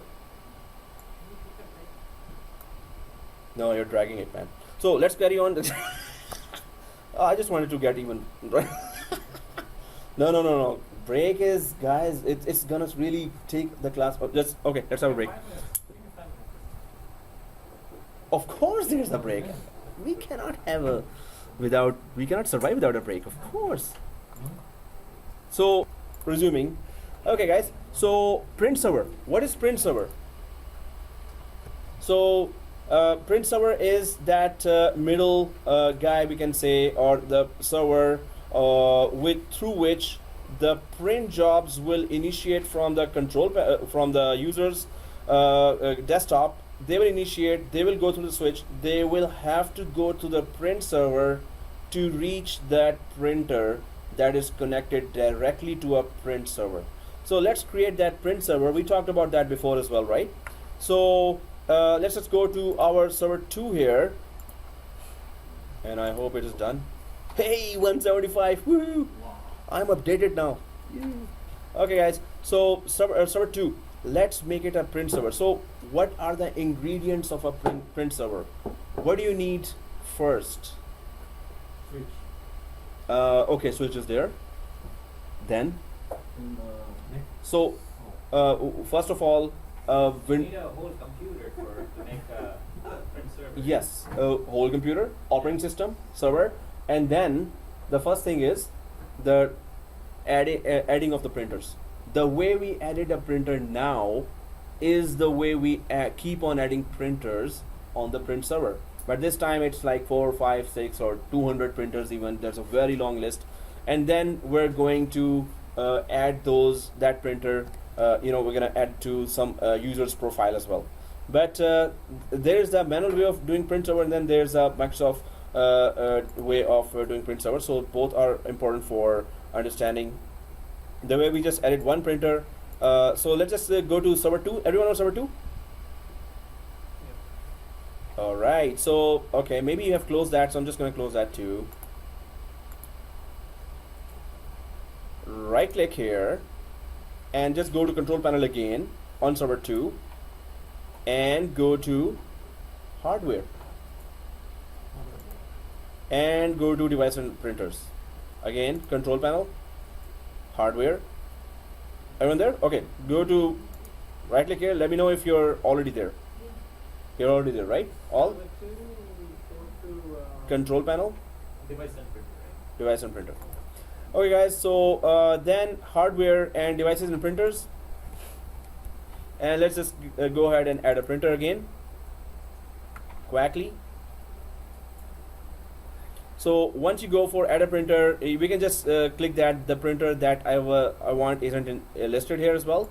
If you click that button, did we all click that? The printer I want is not listed. Then go for add a local or network printer. We are just interested in adding a network printer here. But the way we did that before is the same way we're going to do that now. So did we all click that? Adding a network printer. Is it possible to speed up the time? Oh yeah. Everyone is okay with that, or everyone? Okay. How much speed do you need? Full speed. Full speed. Full speed. I hope we are not blown away from the class. How is the weather outside? I didn't go outside. You didn't go outside? I was in the Mary zone. Not Oh. bad. Mary was giving me a lot of ideas. No one has taken 410 for a long time, she said. Hey. Define long time. Yeah. 1 month is long time. Long time means what? Few years or few weeks? No, 1 month is considered as a long time. Okay. Oh, it's like May. 10 classes. Yeah, 1 month. Probably one Okay, month. that's And then oh, he, that's she not also long. told me to check someone. No. No, it's just fun we're having. So okay guys, there's that the printer what we did before, we're just doing the same thing, but this time it's a print server. What's the difference between previous and still no here? No, I had nothing. But it's still you know, psychological relief that there's something moving, right?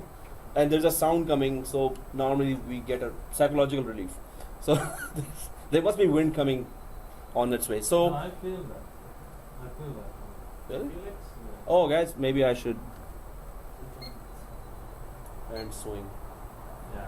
Oh, now I can feel something. from okay. Okay guys, so it's now circulating, right? So you can feel it because I'm breathing. Wow, that's the wind you're breathing. Oh, Why don't we add a role? oh, we're gonna be doing that. We're gonna be doing that. But you know, in some companies, if you don't even do that, you can still create a print server. That's what I wanted to show right now. That without adding that role, and there's a role for print services, right? So you can add that role as well. We're gonna add that, but if you don't add that, still it is a print server. So I'm just gonna add one more printer here, and then once those printers are added, when I add the role, the role will detect all the added printers already, right? So it will still be working fine. So if we are here, let's just go ahead and directly just add a printer here. I'm just gonna quickly go for add a printer using a TCP IP address, and now we can use 200.7. So have you all selected this TCP IP? Click next. Wow, this sound will come in the video. I hope it's not very disturbing in the video. So anyway, so TCP IP device. Let's select that. That's the same thing we did before as well. 192.168.200.7. What happened? I lost it. Okay, add a printer. Mm-hmm. Are we gonna use a different printer name for this? Yes, we can just go for HP. We can go for anything, you know. Why I'm not seeing that device panel?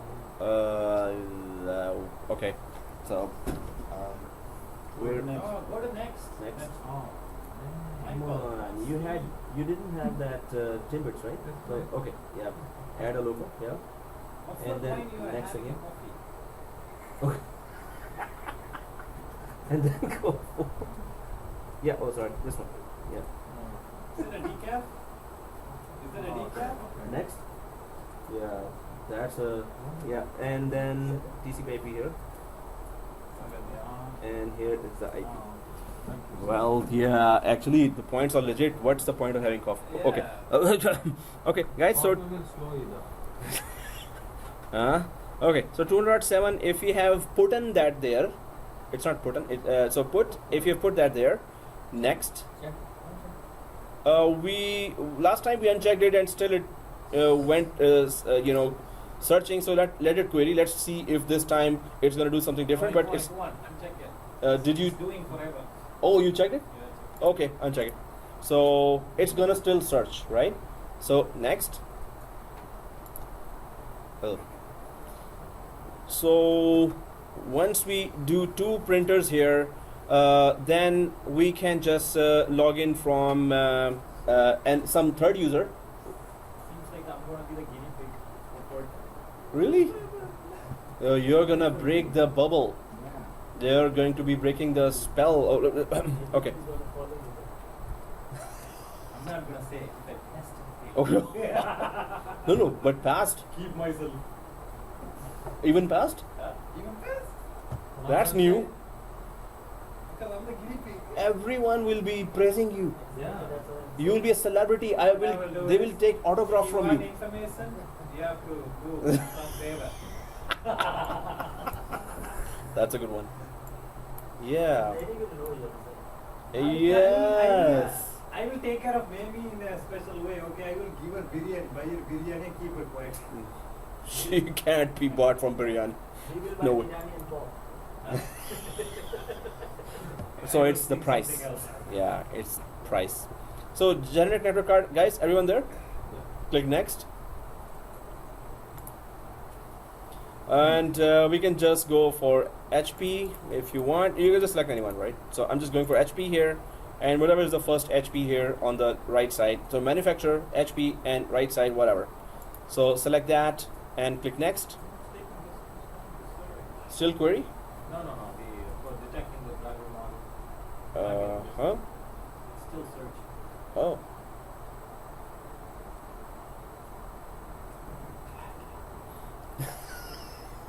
What? He's just saying you're dragging now. So, yeah. So Michael has some to give back as well, but Close to him, right? I have to support it. regional partners. So Okay. next. See? Okay. Yeah. So it's just HP and the first printer, right? Just HP and the first printer. Which one first drive? Oh yeah.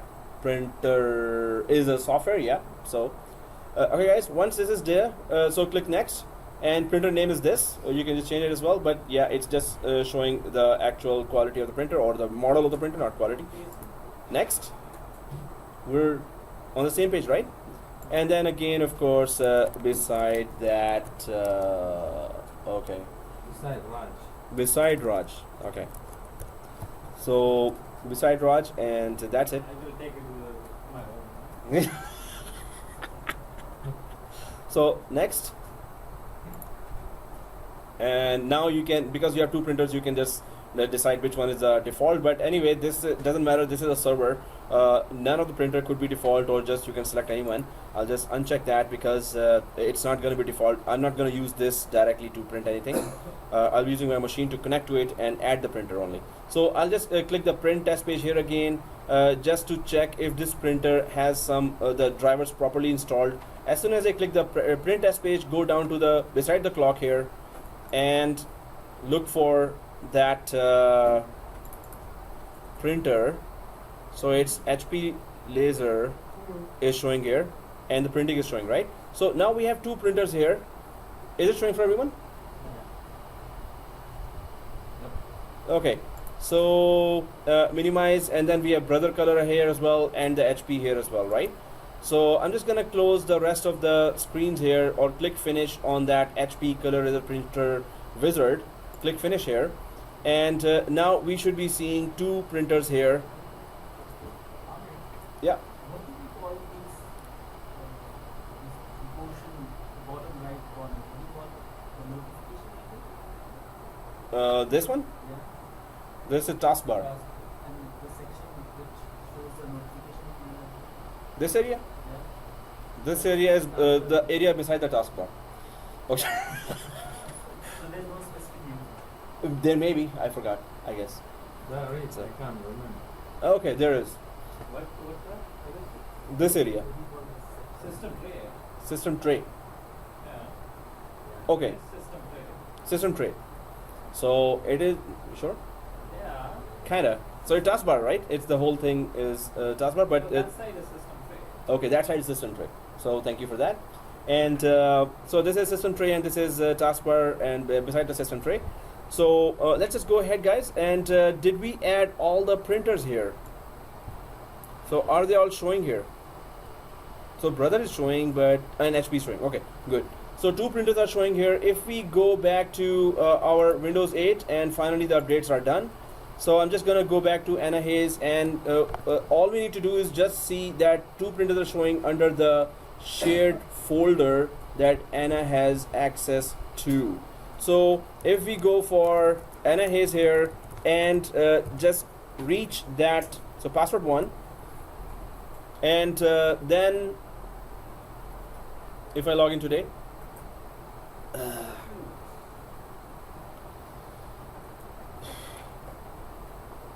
okay, yeah.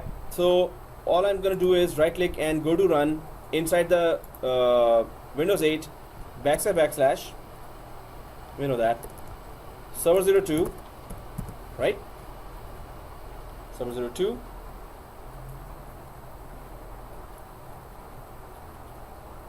And of course we will see the 2 printers here.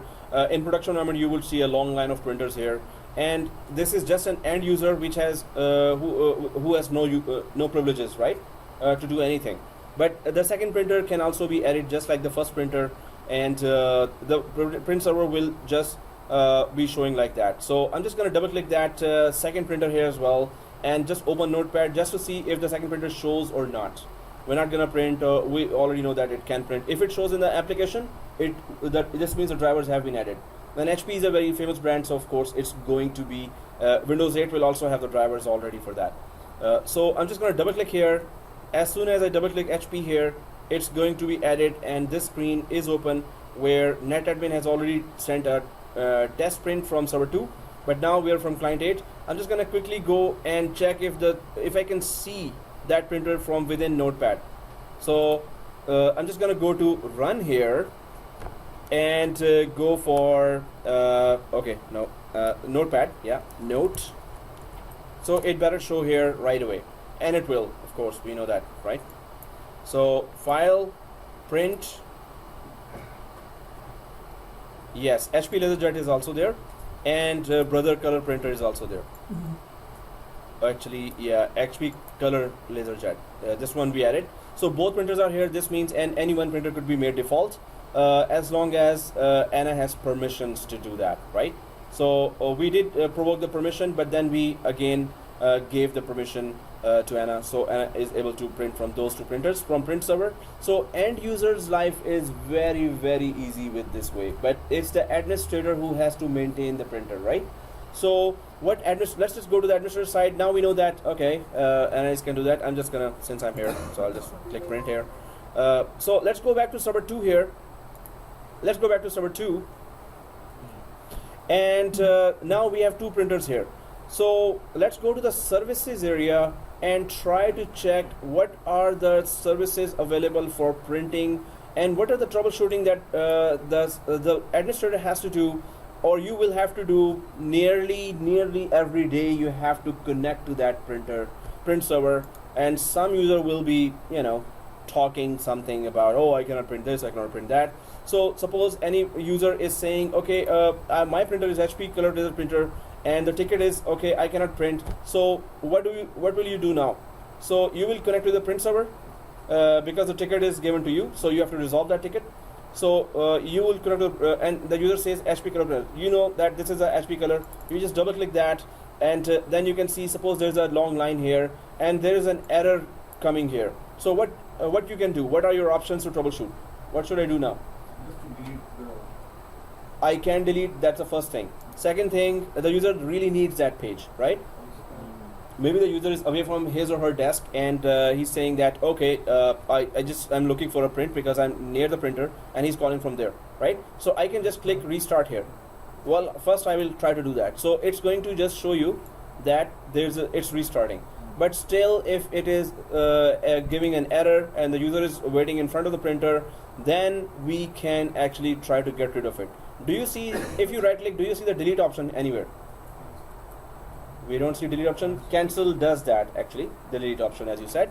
So it is trying to restart, but it is still not printing here. So it is still an error. Second thing we can do is we can, if suppose, the question to you is, or the guesswork we can do, if we pause the print job test page, will the other jobs print or not, or will they be stuck? So we select one and then pause. So if we select one and pause, Yeah, suppose we pause that, other jobs will be printed. then other jobs will go ahead and print, right? So that's sometimes not the case. Even if you some jobs are so stubborn and you're troubleshooting, and even if you print pause, other jobs are not going ahead. That job has just, so it doesn't work always. Then you can go for the cancel here, right? So let's try to cancel this. Will it delete it? If I press cancel here, are you sure you want to cancel the document? So this is the print job that we are about to get rid of, right? So if you press yes here, deleting, it says the message deleting. Sometimes this also doesn't work. Suppose it's a big document. Sometimes it is stuck in the queue as well. Memory cannot hold that document, so it gets corrupted, and then you cannot cancel, you cannot pause. Even if you pause, it's not going to pause, or it's not going to let a job else to go ahead. So Restart the printer. then either you go and restart the printer. Second thing, let's go to the services here, right click, go to run. Well, it's already written there, I guess. Services.msc. Services.msc. Let's open that. Once we open that services, so anything related with print. So if I go for P here, printing, do you see anything print here? Print spooler. Exactly. Printer extensions is there, and this is not even running. Printer extensions and notifications. Whenever, so for manual services, what is the difference between manual and automatic services? Automatic it is that's by itself. Manual we have to do it. The user needs to do it. Sometimes the jobs will Yes. trigger to automatic. Yes. Sometimes The- that's manual. Why it is manual? Windows use it whenever it wants to use, and then it stop it whenever it wants to stop. That's what Windows does for the manual jobs. So some jobs are running, and some manual you will see that they're running. Well, right now we're seeing automatic, but some manual jobs will be running in, this one running. But after 1 hour, maybe 2 hours, you will see that it has stopped running. Then after some time, you will see that it's running. So Windows use the manual one whenever it wants to use, and then it stops it as well. So it should be automatic. No, because it's not automatic, because it's Whenever it wants to run it, because it's necessary. Hmm. So name should be given automatic to this one. No, you know the reason why it's manual still, because it is not required continuously. Automatic services, they are required continuously. Manual, we just need it for that, or the administration, or the system, the operating system needs it for just for specific time. But if you run it continuously, yes, we can do that as well. It's just going to take up some memory and processing. So, okay guys, print spooler. Let us try to check what it says here. Double click the print spooler here. This service spools print jobs and handles interaction with the printer. If you turn off this service, you won't be able to print or see your printers. This guy is running the whole show, right? The service definition says it all. So this is the last resort in troubleshooting. But you know what will happen? Okay, the printer job, so we're here. If I go for that printer, I can, so there are 200 printers here, 150 or 100. So one printer is stuck for just one department there. Now you can do something about it. You connect to that printer, and there are like very long list of print jobs there. You try to cancel, you delete, you restart that particular printer, and still the job is stuck. And sometimes it happens that still the job is stuck. The last resort is to restart print spooler. And you know what will happen then? All other 200 printers will be not working until the spooler service is restarted. You do not want to take this you don't want to do this, but if you do that, this is a last resort only, and you can only, you know, do it in the evening hours or non-peak hours when everyone is not there. Maybe there are 1,000 jobs are not there, print jobs are not going there. Then you can restart the spooler service, because it's gonna reset all the print jobs, and it's going to disrupt all the printing for all 200 printers, not just one printer. But that one printer is also there. So that's why if you're going for spooler, go for off peak times when everyone is gone or majority are gone. Sometimes we just restart it, and then the customers called us and we saying, oh, okay, let me just check that. So sorry, let me check, because we know that after 30 seconds it's gonna be there. But that was so crucial. That printer was so crucial. CEO and directors were printing to that, so we restarted spooler. All others were calling and we were saying, oh, let me check. While we did that, right? But that's because of CEO and directors, they are they can kick us out, right? So that's why they just restart. Normally And they have their own printer anyway. CEO and director, they will have their Yeah, own they printer. will have their own They won't printer. come. not compulsory, and sometimes they need color printing, which is fast, and they need to print maybe 50 pages and the conference is just about to start, so their printer may be slow. So yes, they always have printer. Maybe they have I haven't seen a network printer there, but they could have network printer as well. If that is the case, that is always good. But in the bank event, I saw that they were just running like others, and yeah, we have to give them priority. Anyway, When you reset the spooler, mhm, it's going to it's going to erase all the memories? no, it's going to not take any new jobs. Whatever is in the queue will remain in the queue. Yeah, you were saying? We install the printer from CD. Here we add a printer and then we put the IP address. Yeah. We test the other client's machine also. When we go on CDs, Yeah. this is the direct next and finish.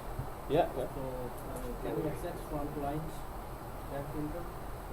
If you want the client to not send the print job through the print server, Yeah. but directly print, Yeah. then you have to add the printer. Then the desktop support has to come there, put the CD there, and then put the drivers there. That's a little longer process. If you have 10,000 users, We install here huh? from CD. Yeah. Server to Yeah, it's a print server, right? print server. We install a printer from CD. Yeah, exactly, we do. And the third one is done here. Yeah. So now we can from clients to Hmm. test this one or not? So if you add a new printer, you're saying? Yes. We put Yeah. From CD. Yeah. We can just test from the. We can add that. So the way we add it now, this is the only way to add, right? The way we added just that printer. And normally we didn't use the DVD, but in production environment we use the DVD or CD for that. In production environment, this is the only way to do that. So then, but the question we were discussing that if print server goes down, so then nobody can do that. Or if print spooler service is restarted, nobody can. So the new print jobs cannot be, going ahead, right? So okay, guys. Let's just go ahead. There is print spooler service, and we know that it is working. Guys, we have sent a print there. Yeah. So if we restart the spooler service, all the jobs which are there, we go. So whatever is queued. Any new jobs are. It will not take any new jobs until it is restarted. What if the job is stuck and we have to restart Yeah. the print spooler? If it stays, what's the point? No, the queues on the print server itself. That job is stuck on the printer itself, the print device itself, in the memory of the print device itself, right? So it will erase the memory of that, and we're gonna test that now. Let's just test that. So, we don't have a print device.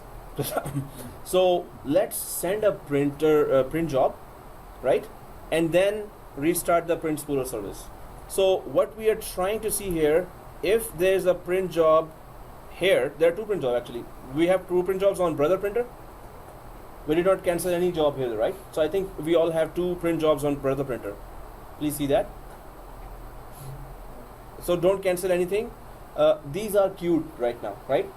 In the print server, we don't have a print device, so otherwise it would have been gone to the print device, right? So if they are shown here, they are queued here right now. So let's just restart the spooler service. Now, in fact, let's clarify one more concept. Does it run the show? So let's stop the spooler service. First thing, let's stop the spooler service. Second thing, print from Anna Hayes. Will the print even reach here? That's the first task. Second task is whatever is queued here, let's start the spooler service. Will this queue be erased or not? So two tests we're going to do now. Stop the spooler service and send a print from Anna Hayes. Does it reach here or not? And then we're going to check when we start the spooler service that it is the two jobs are still here which are stuck or not, right? So I'm just going to stop the spooler service now. Right click and stop. Still, yeah. So no, when we start the spooler service again, so let's check. Yeah. So print spooler here. I'm stopping. So let's go to Windows 8 first, if the clients are connected or not, right? So I'm logged in from Anna Hayes, and there's a notepad open. Notepad open. I cannot see those printers. It's grayed up. Okay, cool. So it runs the show, right? Spooler service runs the show. So if I just print that, try to go to the print, and well, Anna Hayes can see in my case the printers, but if I try to print through Brother Printer or HP Color LaserJet, so I'm just printing it, and printer is in an error state. It gives me an error that printer is in an error state. So if I go to the print server for the new job, I'm going to the print server now just to check the print that I sent from Anna Hayes. Yeah, it never reached here. This was done 11:29. Now it is 12:45, right? So this was the previous Anna Hayes job, print job that I had. The new job that I sent is still stuck on Windows 8.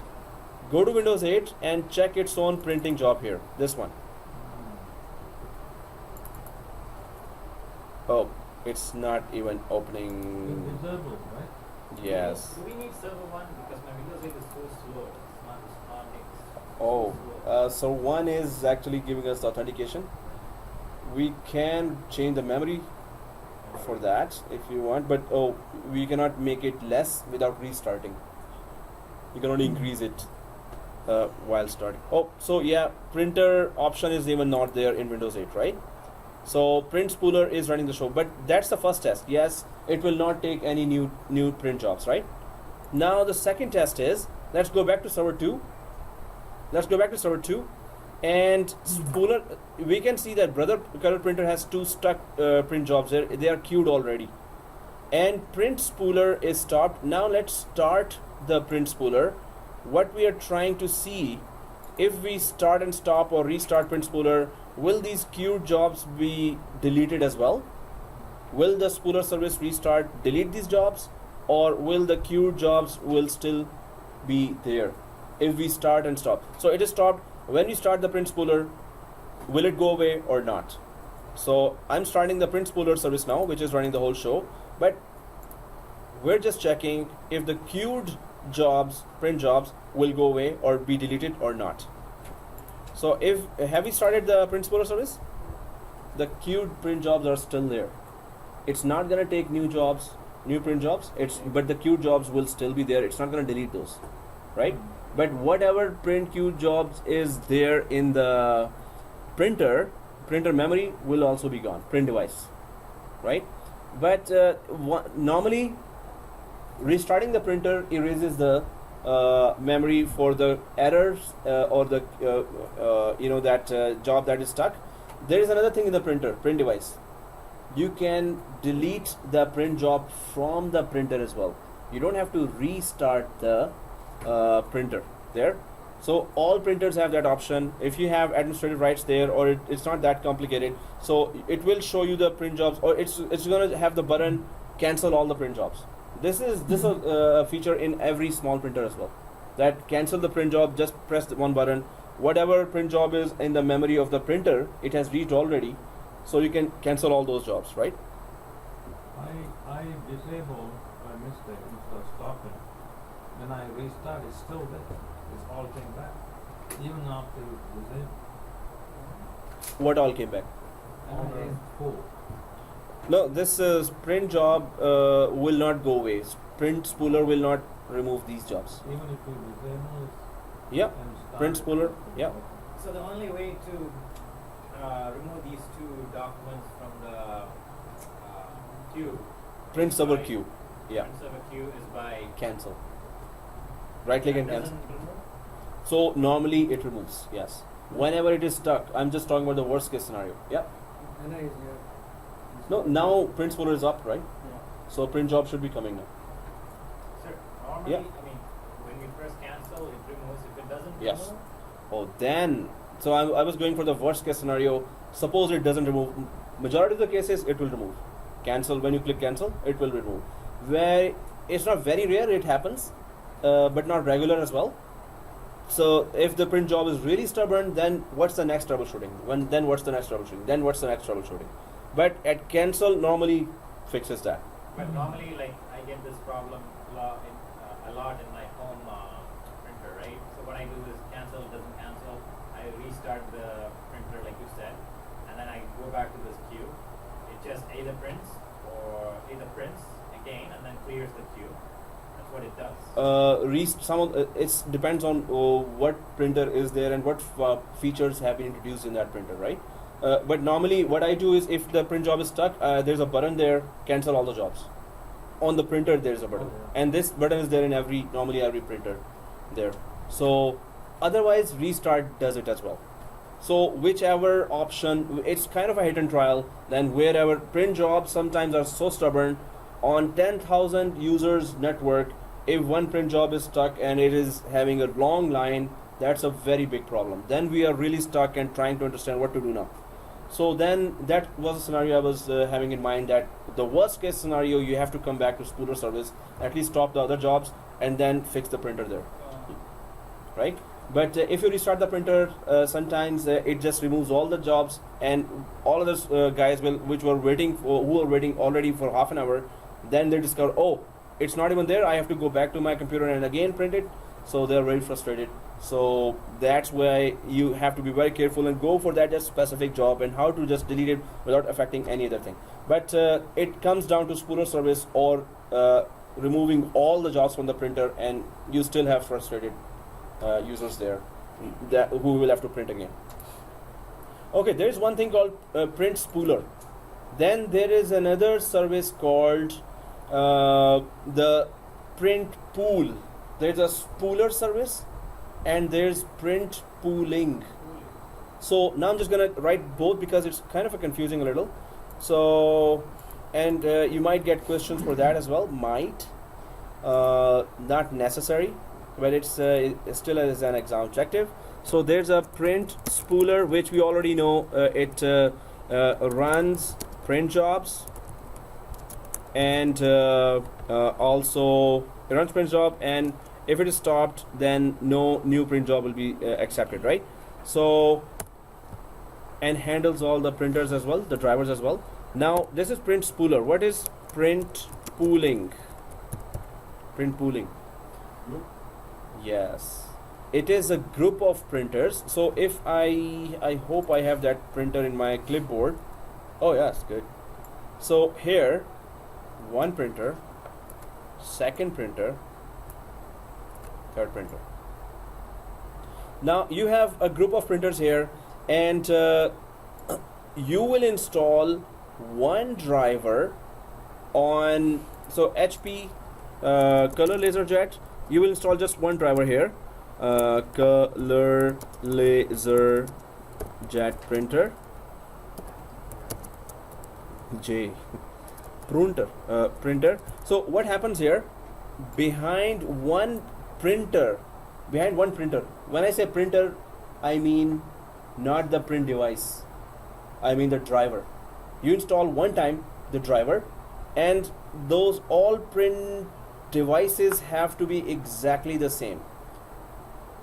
So what will happen now, the user will log in from his account, here's her account, sends a print job, the print jobs goes to the print server, then it will decide through print pooling that which printer is having the least amount of print jobs. It's gonna send that job there. This is also called load balancing. Oh. So now there are 500 users or 1000, 2000 users, and print jobs are coming from all directions, and it just faces one driver, so they all have to add just one printer driver. The jobs come here, but they will be divided to all the printers. Fourth job again to this one, fifth job again to this one, sixth job again to this one. So it will load balance the print jobs and spread across the printers. This is normally here in Staples, or you can have internet printing from home. You can print. It will reach Staples printer. Any one of the printers it will print, and then you can go the other day and then pay for that. Okay, I sent a full book here. Was it printed? Yes, it is ready. That's it. So you can get that service, paid service, is very cheap, but you can get it at any time, day or night. They are over the internet available with authentication. You can just send the print. Very cool. Since when they started? Oh, they have it. I'm going out of this. Okay. Oh, you could ask that. Can I print from home? And do you have this service in this Staple branch, whichever that you go to? So they have that. It's very amazing. Amazing. Even that is called e-printing. But you can just can I print from home? Do they deliver? Or Print paper delivery. Maybe we there's. send a thing from our home. What's the point in going there and getting the stuff? Because I don't have color printer. Oh, and they have very good quality, high quality color printers. My point, I understand that. But still. I want to avoid going there. Oh, don't get angry with me. No, if there's a pizza shop beside it, just get the pizza guy. Send the job to them. Yeah. Then print. And delivery as well. It's going to be a little more expensive. Printer delivery for but if there's a pizza guy, just ask him, hey, I'm just going to pay you extra. No, you guys still don't understand the point. He said that. Yeah. He didn't know that option. He was going there and doing that, right? Yeah. Still, you have to go. Still, you have to go to get this. Yeah, Oh, paper. That's no, the point. there's a difference. There's a Sometimes difference. I give them, they are not printing accordingly what I'm, Want, yeah. Yeah. Oh, if you want to. No, if you have done that customization. I Yeah. can print very easily. No, the thing is, if you go there, suppose, they're going to take first of all, there's a queue. Once your turn comes, still suppose there's a book. They will tell you, okay, stay here for 1 hour, do some shopping in the Staples, and then come back. While from home, you're just going there, paying and getting that. You're saving a lot of time this way, right? So, okay guys, Usually I give 1 hour. yeah, normally they give 1 hour. So we're like, and then we have to buy something, just, So in this scenario, the color, everyone is sending a print job to HP Color LaserJet printer, right? one Since it's driver. It has one driver. It's getting too much load. The actual printer, the HP Color Laser printer, is Just forwarding. delegating the task Yes. to the other printer. It's just dividing the task between 4 printers, which has to be exactly the same. And then it just divides wherever it sees that there's lesser print jobs, it just queues there. So the HP Color is that smart to delegate? All state of whichever brother printer, all the state of the art, the common main printer vendors, they all have that. So we need Print this- pooling is a very common old feature. These multifunction printers that Yeah. looks like an ATM machine. These are the ones actually has this feature, right? Or what about the regular small home? Small printers, the print pooling feature is you have to have it's an advanced feature, so you must have the drivers for that. And small printers may have it. I'm not sure about that, but normally it is for big books and everything, big kind of jobs where there's thousands of jobs coming per minute. Then you're like having a pool of printers that are doing that, right? So it's for very large scale. But Why the printer server is not doing this? no, feature? this is on print server. Oh, so you're saying that print server should have that feature as well. Yeah. I'm going to show you some of the features now. So we're going to see that print pooling is mentioned there. But if you want to have some advanced features in print pooling, you should install actual DVD software of HP or Brother or whichever company, Canon, Lexmark, whichever. They all have that. But for advanced features, for properly use it, you have to have the vendor driver available, vendor software available for that, right?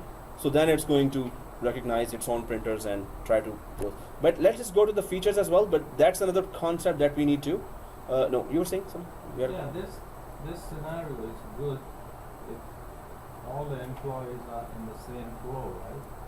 The load balancing. If these printers are in different floors, there are 25 floors, and the printer Oh. this printer is busy, or let me send to the 25th floor. No, they are in one area. This has to be set up in one area, One and floor. one or two persons are there just taking out your job, print jobs there. Not right? good for like, So if they're not spread, if they're spread, the purpose is gone. yeah. That you instantly want to get huge amount of jobs done Yeah. quickly. So that everybody should be in the same. Yeah, it's the same floor. area, and there's a desk, front desk, and they are just bringing your print jobs there, just like in Staples.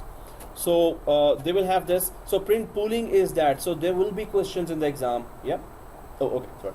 So okay. So I was having a enjoying that. theory of Michael's question. I will tell you later. Okay. Oh. Michael, you can hire an assistant of going to the floor. If all printers are busy, right?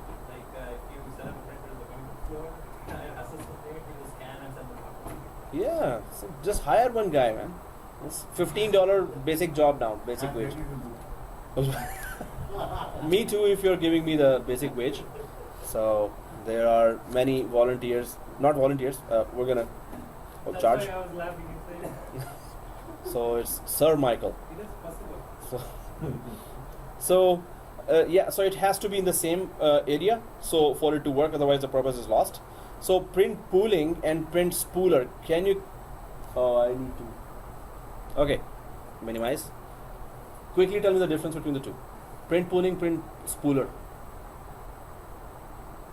Pooling, pooling delegates Oh. the jobs, print jobs, to if one computer gets the multiple jobs, right? If it cannot handle, it can delegate the print jobs to other printers. Yeah. Other printers. Well, we set it up that way. Print pooling. We Yeah, said so we that's planned what that way. print Yeah. pooling is, Yeah. And then it takes care of the task. Print spooler is something that actually restarts the service. Print spooler. It's a service, but It's a what's the service. purpose of the service? Yeah. Sending the files to the printer. Yeah.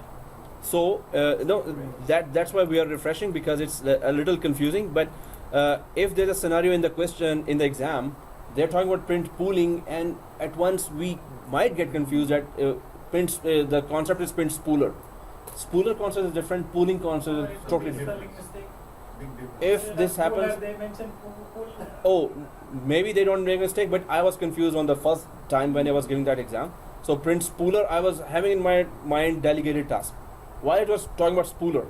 Then when I came back to the question at the last hour, then I said, oh, it's spooling, not spooler. So it's very confusing between the two, So, yeah, right? please give the one line. What is Yeah. print spooler? So that's why I was here in the service. It just says it in one line, very good, in a good way, easy way. This service spools print jobs. Spools mean just it handles the queues and handles interaction with the printer. That's the one line we need to remember.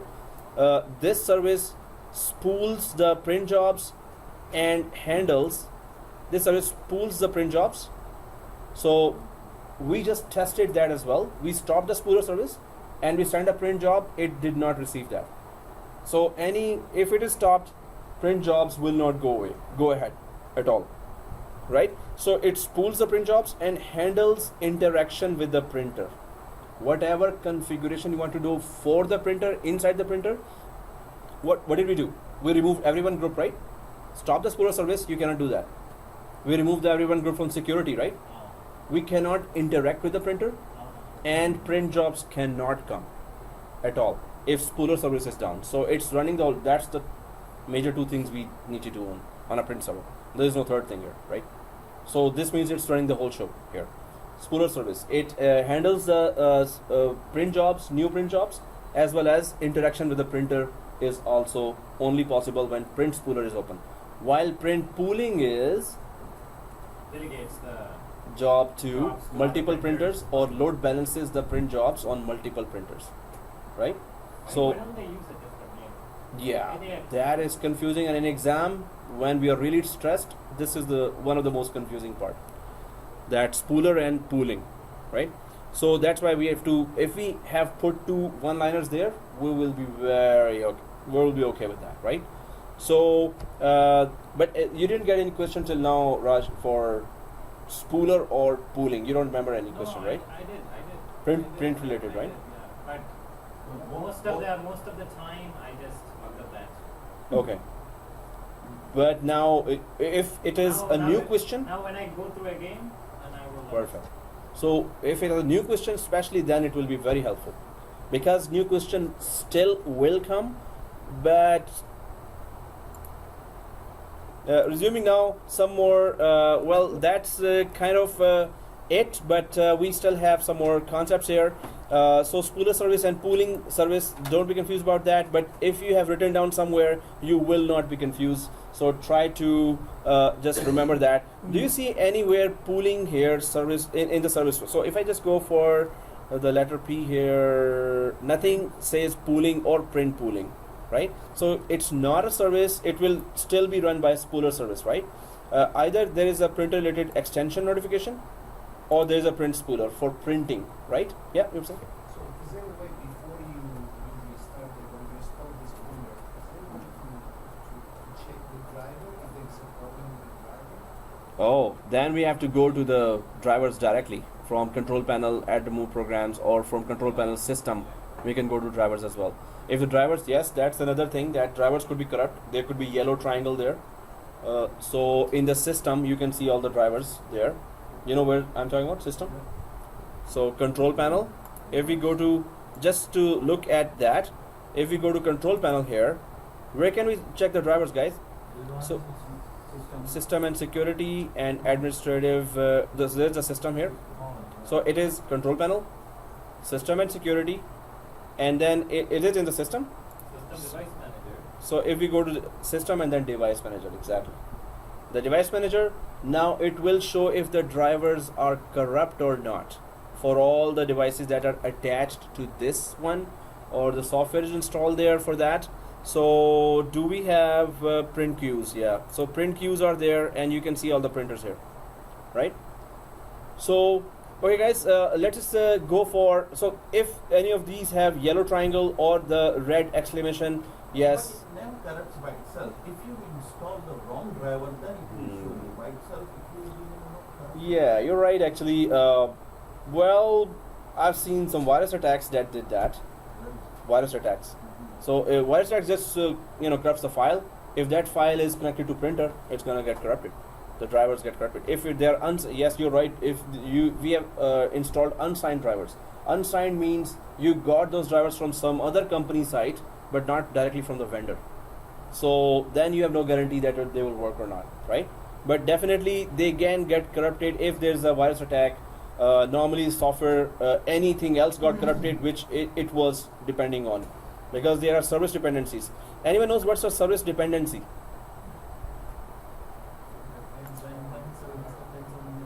So yeah, I'm just going to the service because that's also very important for troubleshooting. I can just go to print spooler again, double click that, and go for dependencies here, right? That is applied to every service, and that is a troubleshooting thing. So suppose you're not able to see why the service is not starting, you will go to the dependencies of this service and check this service is dependent on HTTP service to run and RPC service to run. Sometimes the print spooler service is okay. The fault was not there. The services it was depending on to run for itself, those services had problem, so it will have problem as well. Sometimes you have to trace back the service of that application. You have to know that which service is depends, or at least you have to go there. If the service is showing stopped, or it's after the service is showing that yellow triangle, or it's not going to show a yellow triangle, and this service in turn is dependent on these services, and it goes a long way. If any one of those services is having problem or stopped, your print spooler will stop, and this means all printers are stopped. So this is also, you can trace back as a troubleshooting step. That this applies to any service, and one of the most important ones that you have to check the dependencies as well. So what I do is normally when I go for services, I just get a good idea, and this is something I would recommend you should do as well. Whenever you read the services, always go for started type. First check against automatic, all are running. They must be, because they are supposed to, right? So against automatic, all are running. That's the first troubleshooting step. That really saves my time, saves our time. That if you go for first startup type automatic, everyone is. If some of the automatic the status is not running, there you go. You at once saw, at least saw the problem. That this is the problem. Otherwise, you're looking down there. Go for automatic and running. That really saves your time, right? Okay, guys. All the automatic should be Must be running. Yeah, but okay. If I just take you down to two of them, this one, software protection and remote registry. These you will find always not running. But you can see this. These are for delayed start or triggered start, right? So that's again a troubleshooting step here. That if they are delayed stop or trigger stop, so somebody stopped it by a trigger, right? Trigger stop is showing there when I just pop up there. So the operating system does not need it, it's going to stop it. When the operating system needs it, it's going to start that again. So these are two known services that are going to stop if it shows a trigger stop for them, right? So they're trigger stop, this means that you're okay. Other services, no, they don't show anything here, delay or trigger stop in this, so they must be running. If they're not running, you troubleshoot it right away. You know that what the problem is. And if they are not running, you will see it on event viewer anyway, right? Exactly. In event viewer, so directly when you're troubleshooting, directly go to services first. Event viewer, you have to really search down, really, and sometimes it's mystic ways, or the way it says it is really, nobody can understand. Then you have to translate that. We can do a search. Google, we ultimately go to Google search, but this really saves your time. That if the service is not there, automatic and not running, so it will come in our other courses as well, that you will have to troubleshoot this way. This will really save your time. Okay, guys, so I'm just gonna minimize that, and let's just so this is the area. Yes, drivers could be affected here, and just reinstall the driver in that case. So you have to know this area, device manager here, go there, and yellow triangle or red cross comes here normally if the drivers are corrupt for some reason, right? So this is another troubleshooting step. If you have written down somewhere all these troubleshooting steps, not only in exams but in your production or in your job, these steps will really help you if you have summarized those steps and written somewhere, right? And These you- are, yeah. Can you put a message beside automatic or start in the services? Not to start. Say I'm a DV person, right? I'm working on whatever programming or whatever. I don't want anybody to start that particular application. I don't want the admin Particular to start. service, you mean, right? Or Yeah, particular service. Oh, Particular mhm. application, not to start. you can put a message there. There is no comment section there. And normally all administrators, they will be extra careful, and if they stop it, the event viewer will show that this user logged in and changed something on that service. You will know right away who did that. But nobody dares to mess with the service unless there's a very good reason for that, right? Okay, guys, so device manager, one troubleshooting step here, market needs troubleshooters, right? So these are the troubleshooting steps that you should have in mind, especially in the interview and in the production environment. So I'm just going to close, okay, I'll keep this open. Now let's just quickly install, let's just go for the properties here, because there are some things that we need to know here. So any printer, either HP or Brother color printer, if you are there, go to the properties of that printer. Go to the properties of that printer. Now let's these are the properties here. First of all, is this printer shared with global catalog services? So we go to the sharing part here, right? Are we all there on the properties, right? So if you click the sharing here, you can see this list in the directory. So that's up to you. Maybe it's a printer for CEOs and directors and senior managers. You may not want to be, this printer should not be searchable for all the 10,000 users, right? You don't want a lot of jobs coming from non-directors and non-senior management. So you can list the printer in the directory if it's a printer used with all the employees, and then you can uncheck that. You should uncheck that if it is being used by your directors and senior managers only.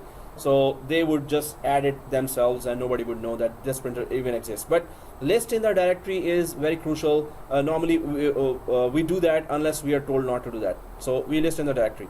Now it is searchable through those search options there. So brother color printer I have listed in the directory, but I did not list HP color printer there, right? HP printer I did not list, but only brother printers. Let's apply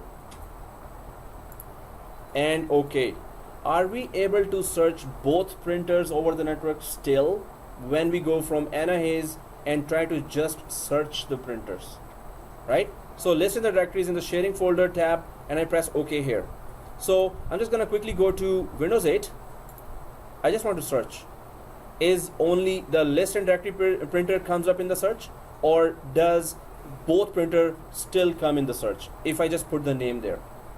So I'm just going to go for the Windows 8 control panel and then hardware and sound. In Windows 8 control panel, hardware and sound, devices and printers. I just want to search a printer. So I have to type that name, of course. First I'm just going to go for add a printer here again in Windows 8 and then there's that search option. Well, searching for available printer. It's just going all out right now. You're adding a device, right? See this? HP did not come up. Only brother. Yeah, adding a device. No. Add a printer. Yeah. Add a printer. At once automatically it comes because we just listed it in the directory. But we did not list the HP printer. It did not come automatically, right? So if you don't want it to be automatically searched, especially in the case of the directors and senior managers, don't list it in the directory. What if specific people wants to search? So let's do that. So if we want to, the printer that was so click this button here. I want isn't in the listed. And now you can actually find a printer in the directory. Again, this feature will, if you just select that, it's just going to go for and search that printer. But let's just search that. When you say specific printer, you need to know the name then, right? So either the end users will be told already, go for a selected shared printer and // here and go for server 02. So they should be able to find it, right? Well, and if it's a specific printer, as soon as you press / here, you can see the list of printers that are already shared there. We didn't disable, we actually hide it from other people. That's what we did when we were unchecking the list. So list will not automatically search. It will not be automatically searchable. Okay. But specific printers are always there. All you need to do is give the path. Or go browse and go to server 2 and you will find those, right? So if I click the browse here, okay, our network discovery is not there. I just click the browse, but it's discovering.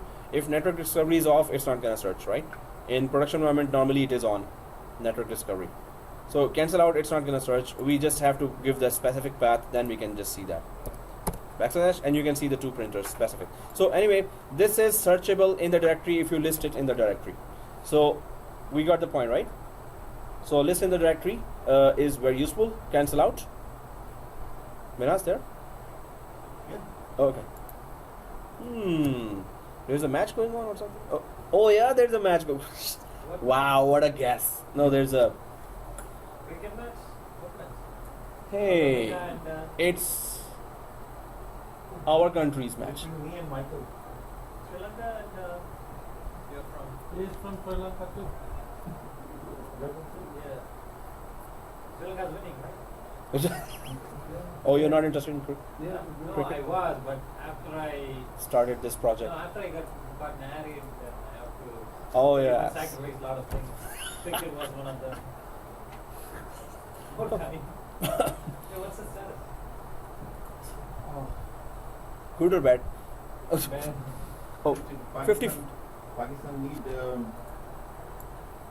20 runs in 48 balls and 3 wickets in They will go. Oh, that's a very less score to need. Yeah, it's we don't know. Whew. Okay, guys. So let's just go ahead. Oh, seriously. So that was cricket, and Miguel. Cricket is it's like baseball, if you know, right? All others we know that. Baseball from cricket. Okay. Seriously. You're fine with soccer. Soccer, yeah. So yeah, that's another game that our countries only play. Very few countries play that. So anyway, let's just go ahead, guys. So server 2. Now we have known this feature. Let's just go for. There's another feature here that you should know for the exam and actually job objective. Let's go again to server 2.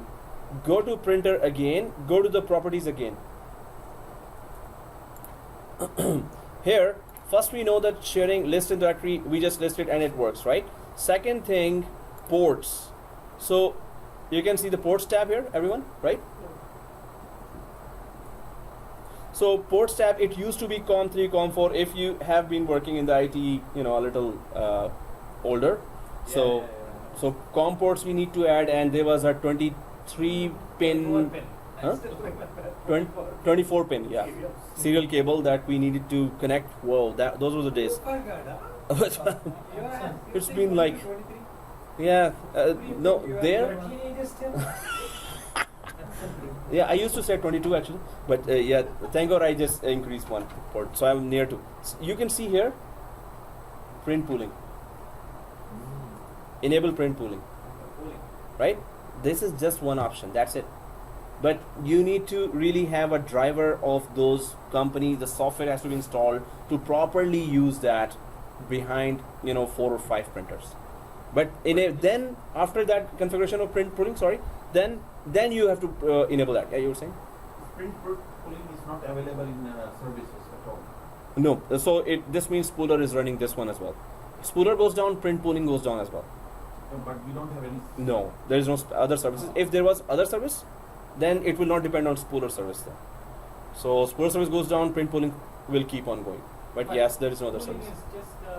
Cutter pooling is just Yeah, delegate. I know, but it's both have the different. Yeah, if it had a separate service, of its own as well, then it would have been an independent application, independent from the spooler service.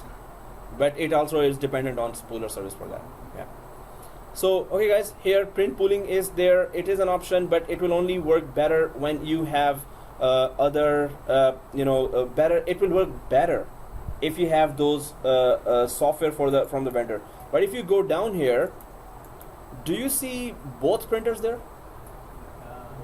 Yeah. Of course, all the printers will be there, right? So suppose I select this and this.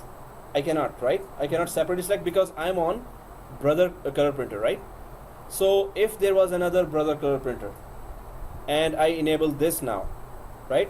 Enable this, are you able to select the second one? So that's how print pooling, but it will better work if you have the actual software that will give you, suppose they're both HP, suppose. So HP software will help you with some more advanced features of delegation and advanced load balancing features as well, right? But it already lets you just select all the printers there, right? And if it is letting you select both different color different printers, but that's gonna create, actually in the end it's gonna create a problem for you if there is some troubleshooting going on, right? It's always best to go for exactly same type of models of printers, right? So if we uncheck that, let's just uncheck enable printer pooling. You have disabled printer pooling. The port selections for this printer will be cleared. Do you want to continue? Yes, I want to clear because I want to just select one port here. But with pooling, I can select, suppose there were 200 printers here, suppose there were, so it can load balance them if we wanted to do that. But you have to really plan that. Don't just go ahead and enable that while printers are spread around. They have to be on certain place and there has to be an attendant there.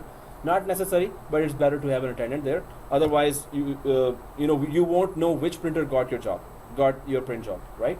At least they should be in the same place, so at least the guy will come there and check all the printers. Where is my job? Where's my job? So okay, so you better plan for that, but the concept should be clear. That's the main thing, right? So press yes here. Now, I still need that checked, but now it's not gonna let us. It's gonna be any one port that it's gonna. So we're using TCP/IP port, right? We're not directly connecting from communication port or anything. So now we understand the print pooling, that the option is there. It will let you select more printers, but it's not a good idea to have different types of printers there.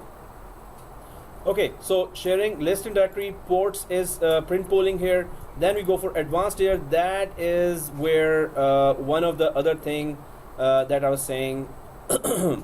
So priority printing, right? Priority word, do you see that? So always available first of all, or otherwise you can just make it available during this time. After that, it's not gonna accept your print jobs. That's a very good feature, right? So somebody wants. So normally my colleagues used to do that. When at 5 o'clock everyone's gone, then they will start a print job that is never ending. They were printing books, PDFs, and who's their kids' kindergarten PDF. Like seriously, yeah, nobody knows now. No, we know that your print job is coming in the event viewer and it's coming from your account. So then they realize, okay, they were being traced. Okay. So no, not being traced. You can easily know that which user sent a print job and what is the name of the file. Exact everything is in the event viewer. So okay, priority 1. What is priority 1 here? So you can give. Suppose there are 2 printers, 3 printers, and you can give this printer priority 2 at from this time to this time. Or if it is even always available, priority 2 is to this printer that jobs will first search for whichever printer has priority 1 in the network. In the print server, then it will go to when the priority 1 has received the jobs, then it will go to the priority 2 printer, right? So we can prioritize the printers there as well, but it's not like Sir Michael wants to print and I am the common employee printing a book and my print job will stop and your print will just print, then my print job will continue. This happens with some advanced software. Yes, we can do that easily. But then you need that software that has that user-based priority. So what does this priority do again? So within the print server, this printer is on second priority. This means the other printer, HP, we just have 2 printers. That printer already, by default, it has 1. So HP will receive the print first as a priority. Then second print job will come here. So for example, if there is 10 printers, printer server has, right? Automatically those numbers are set, right? When we go to every printer property. So every printer properties, suppose there are 10 printers, they will all have 1. We can change it to 2, 3, 4, 5, 6, 7, 8, 9. By default, if they all have 1 means, Anyone, no, so whoever has added whichever printer, his job will go to that printer. But there is no load balancing going on. This is manual kind of load balancing we can do. That always give priority to that first printer. If there are same printers, there are 2 similar printers, like print pooling. But even if they are not similar, the main thing is priority 2 just means that there are 500 users sending. So if they have added these 2 printers, HP and brother, so HP will always get the print jobs first. Then second priority, when it is like in queue and it's just still busy, it's gonna just send the job to the priority 2. So we are using the pooling, right? This is important to set, right? No, pooling is set or not set. This is separate from pooling. But pooling is normally delegating one printer Automatically. will actually delegate its task It's automatic, yeah. automatically. Yeah. So if the priority is set for 1 for all the printers, how will that printer will actually do that task? No, if priority is automatically set for all printers and you enable the option print pooling, then automatically it just is set. So it's not like priorities wise. So one print job came, it's gonna give it to the first printer. Second print job came, it's gonna give it to the second, third to third, fourth to first, fifth to second, sixth to. So it's just print job. It's gonna divide. So it doesn't even matter if whenever it's, for example, HP is sending a priority to Canon printer. If the Canon printer exists or not, it doesn't matter. It will keep still sent. Exist or not? Like for example, if it's offline, Yeah. right? Because Oh, this does not detect that it is offline or not. It does not detect. It just sends according to what it's told. Yep. okay, but Mm-hmm. if it's offline, if it's not working, the job might get lost, right? Yes, the error will come. Yeah. It's not gonna. To, No, it's not. If that job is sent already, so or it's not gonna detect. Oh, it is offline, so I should send it to someone else. It's not gonna detect that. Oh, it's just gonna send. Oh, that's the next one I'm sending. I don't care if it's offline or not. If offline, yes, user error will there. That's why we're getting paid. We're gonna fix that. But yeah, it's not that. That's why I'm saying if you have a software from the vendor that has advanced options. This is basic options for printing. So if it was more intelligent, that would have been better. But then you need more sophisticated software. What type of software? No, HP has its printing software that expensive. Lexmark has its printing software which is good for all printer. If suppose HP has its own software and the company has the different printers also, so it will detect that. Yes, so either you go for vendor-based software or you go for third-party software. There are software that detect all kinds of famous printers. Many software companies. So they have created a printing software. Just go for that third-party software, right? So okay, guys. This option available for all the users to change the priority? Yeah. No. This administrator can change the priority. Only administrator can. So okay, guys. So we need to understand what they are. I'm just gonna change the priority back to 1, although I'm not gonna use that after today. But the purpose is that if you give priority 2, whether you have enabled the print pooling or not, it's still going to function both ways. So it has nothing to do with, it is not connected to print pooling. Okay, okay. So yeah, that was just now he's going for that. I don't think you should go. Just kidding. So I want to see if Trillinger won. Find someone. there was that code words exchange, and I was like, oh, okay. That was something. But okay, guys. So let's just go ahead and Pakistan printer one. Okay. We have a printer in Pakistan. That printer. Okay.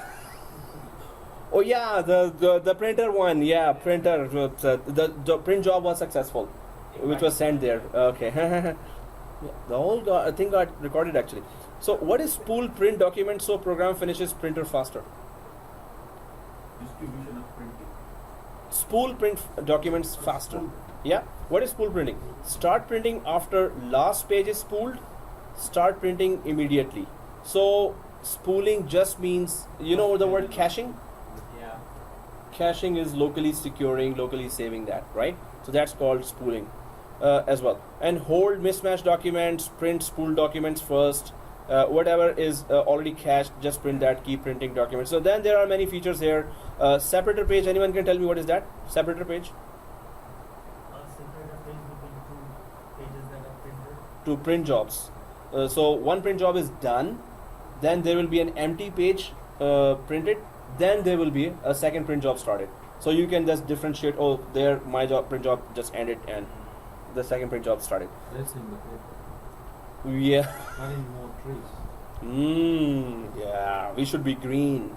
You're blue, but yeah, we should be green. Oh, I'm also not green.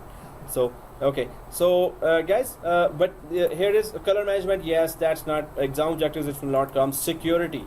We already know that we have to remove everyone. But suppose the whole department needs to. Accounts department is there. There are 100 people. Only the accounts department needs to access that. What will you do? So only account department, 100 people wants to access this printer and you are given that ticket. How will you resolve that? Create the security group, add the 100 users to the security group, and then what? Give them the permission to access. How? We created the security group which has 100 members. What do we do with that group now? Just add group overview. Yes. Huh? No, we just click add and just like we added Anna Hayes, we're gonna add that security group as well. So the main thing is, if that is a security department printer, whichever is there, so if you're a smart administrator and you are, so you will be creating those security groups from the start. Policy, we have to do it from there. Normally, yeah, I always find in contracts as well, no security groups, no nothing, no plan. So yeah, it's good that if we have security groups, just add the whole thing there, right? Or everyone there. So just like we added Anna Hayes, first remove everyone, second add whoever you want access to, right? Either a group you can add the whole group here, or you can add just one user here, or you can add multiple users here, right? So this is it for security. And manage this printer and manage documents. Can you tell me the difference between the two? This one, manage this printer, manage documents. If I give permission to Anna Hayes for manage this printer but not manage documents, what will happen? What she can do now? She will get everything. She can Manage printer. Everything what? Yeah, sorry. For manage the printer, she can actually change the properties, configuration, everything this The area. whole thing, yeah. For documents, she can only configure the documents, but she cannot manage the printer. If you enable both, she can do both. So suppose I uncheck this manage this printer and manage documents. What exact tasks she could do? You should be able to manage the queue, the print of queue. Right click cancel, right click restart, messing up with somebody else's documents as well. That is dangerous. But suppose she's the junior admin, you can add her as with manage documents for just this printer, or maybe you can add her for all the printers with manage documents, but not manage manage printer, right? So the questions come for these kind of scenarios that one user only has managed document permission, second user only has managed this printer. So what are the permissions for if the same user is given the second one as well? So they just create a full story, and we have to So manage documents, can you cancel, right click cancel, right? When we go for manage documents, so you can only the thing the that queue. you do in the queue. That's it. exactly, that's manage documents. That's it. So manage this printer, Why that's don't more they put, dangerous. like manage queue or insert? They confuse us with documents. Yeah. So no, the thing is that these should be two different. Suppose you just want junior admin to only handle documents, but don't mess with the features. That is more dangerous. If they have in one privilege all kinds of features available, then it will be more dangerous. You just want them to only handle queues, which is not, less dangerous, at least not. But this is more that if you start messing with the printer features itself, right? Manage document is selected, right? Can- Manage. If it's not selected, So Can- she's only printing. can That's she it. see other users' documents in the printers too? Yes, she can. Yeah? Because we just printed from Anna Hayes from Windows 8. She could see NetAdmin's document, but she cannot mess with the NetAdmin's document. Suppose NetAdmin is not printing, she cannot right click and cancel that if she does not have managed documents permission for that printer. So we understand that, right? That its permissions is topic that will be coming for shared So folders. whichever And user has managed documents enabled checked, they cannot see other. they can. They can see. So it is unchecked now. Manage their documents. They can manage the as well. queue documents. Yeah. Suppose it is unchecked. Can the user see other users' print jobs on that printer to which the user printed? Yes. So again, because If you uncheck, yeah, I unchecked now. Can Anna Hayes see other users' print jobs on that? Yes. Yes. Hey, there now 3 guys are saying no.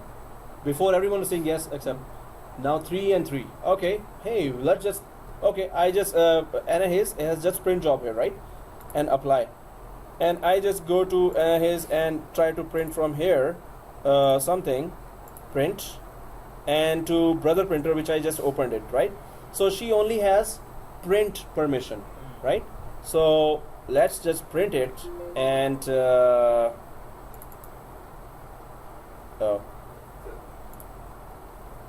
seriously, print document. Ah. Oh, I don't want to cancel it. Why is it not opening? Open device and printers. And there is that, yeah, brother. Oh, brother. Where's brother? Guys, anyone of you can check? I think it's, oh, there it is. See, NetAdmin has sent something. She can see that. But she only has print permission. So can she cancel NetAdmin's document? Are you sure? Because cancel is not grayed out. Then why she's seeing that? No, she can see that. Oh. With print, you can see that. Oh. With only print permission. But are you supposed to also cancel it? So if I right click No. NetAdmin from Anna Hayes, I'm not supposed to cancel it, right? Yeah. It should not cancel if I did that. So if I click cancel, are you sure you want to cancel document? Just yes. access denied at the bottom.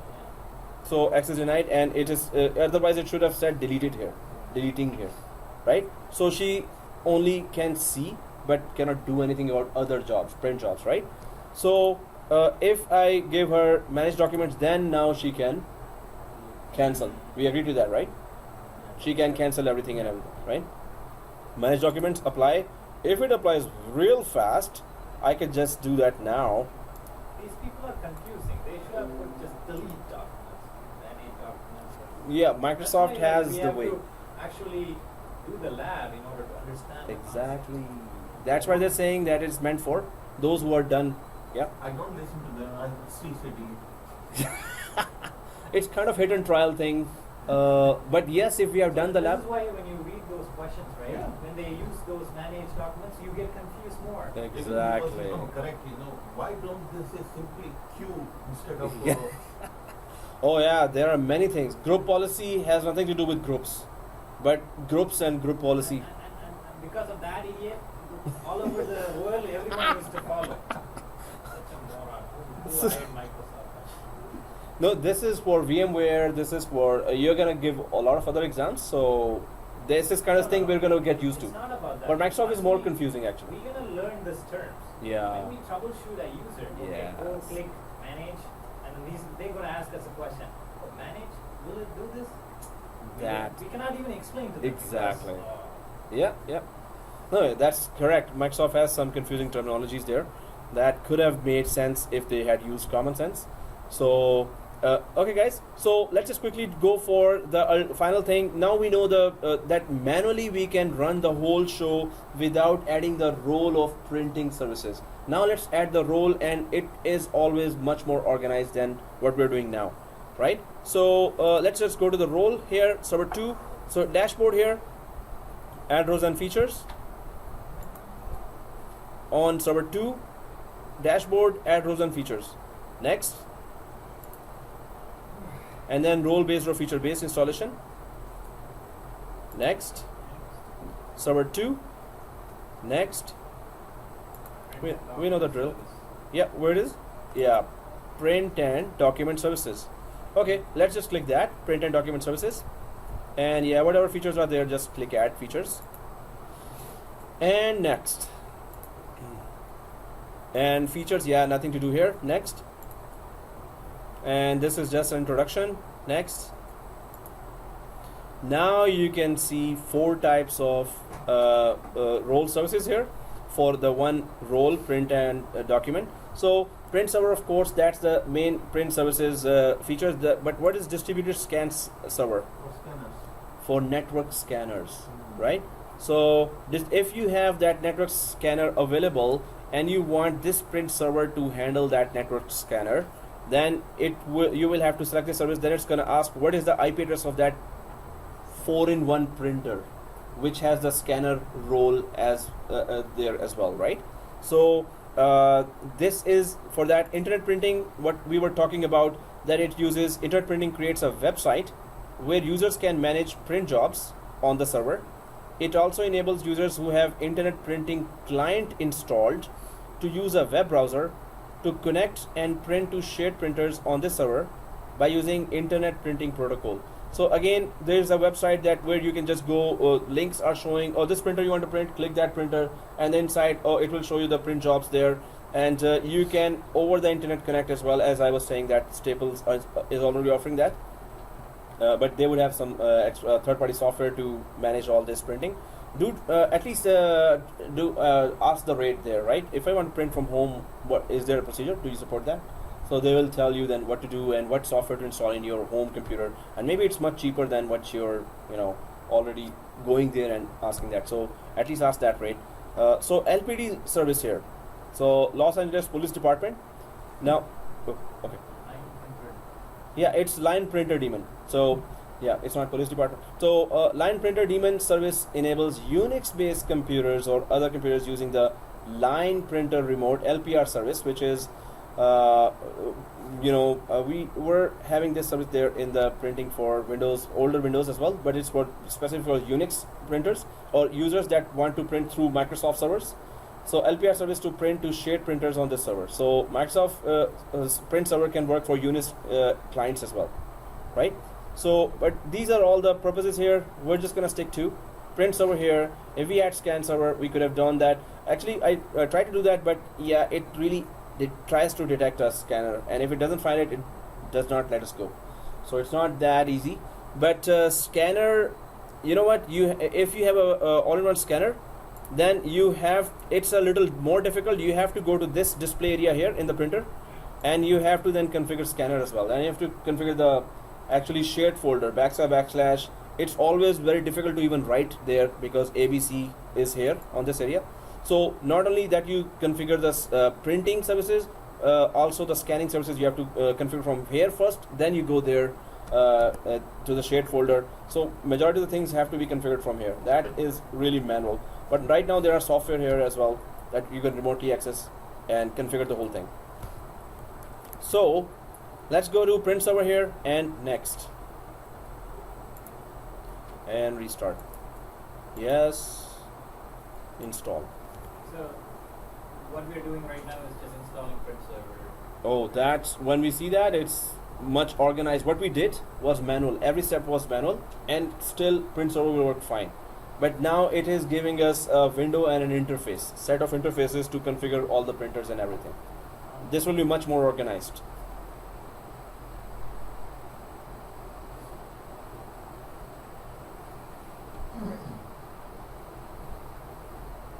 Okay, installation succeeded on server 2 and close. Is it done? No. Ouch.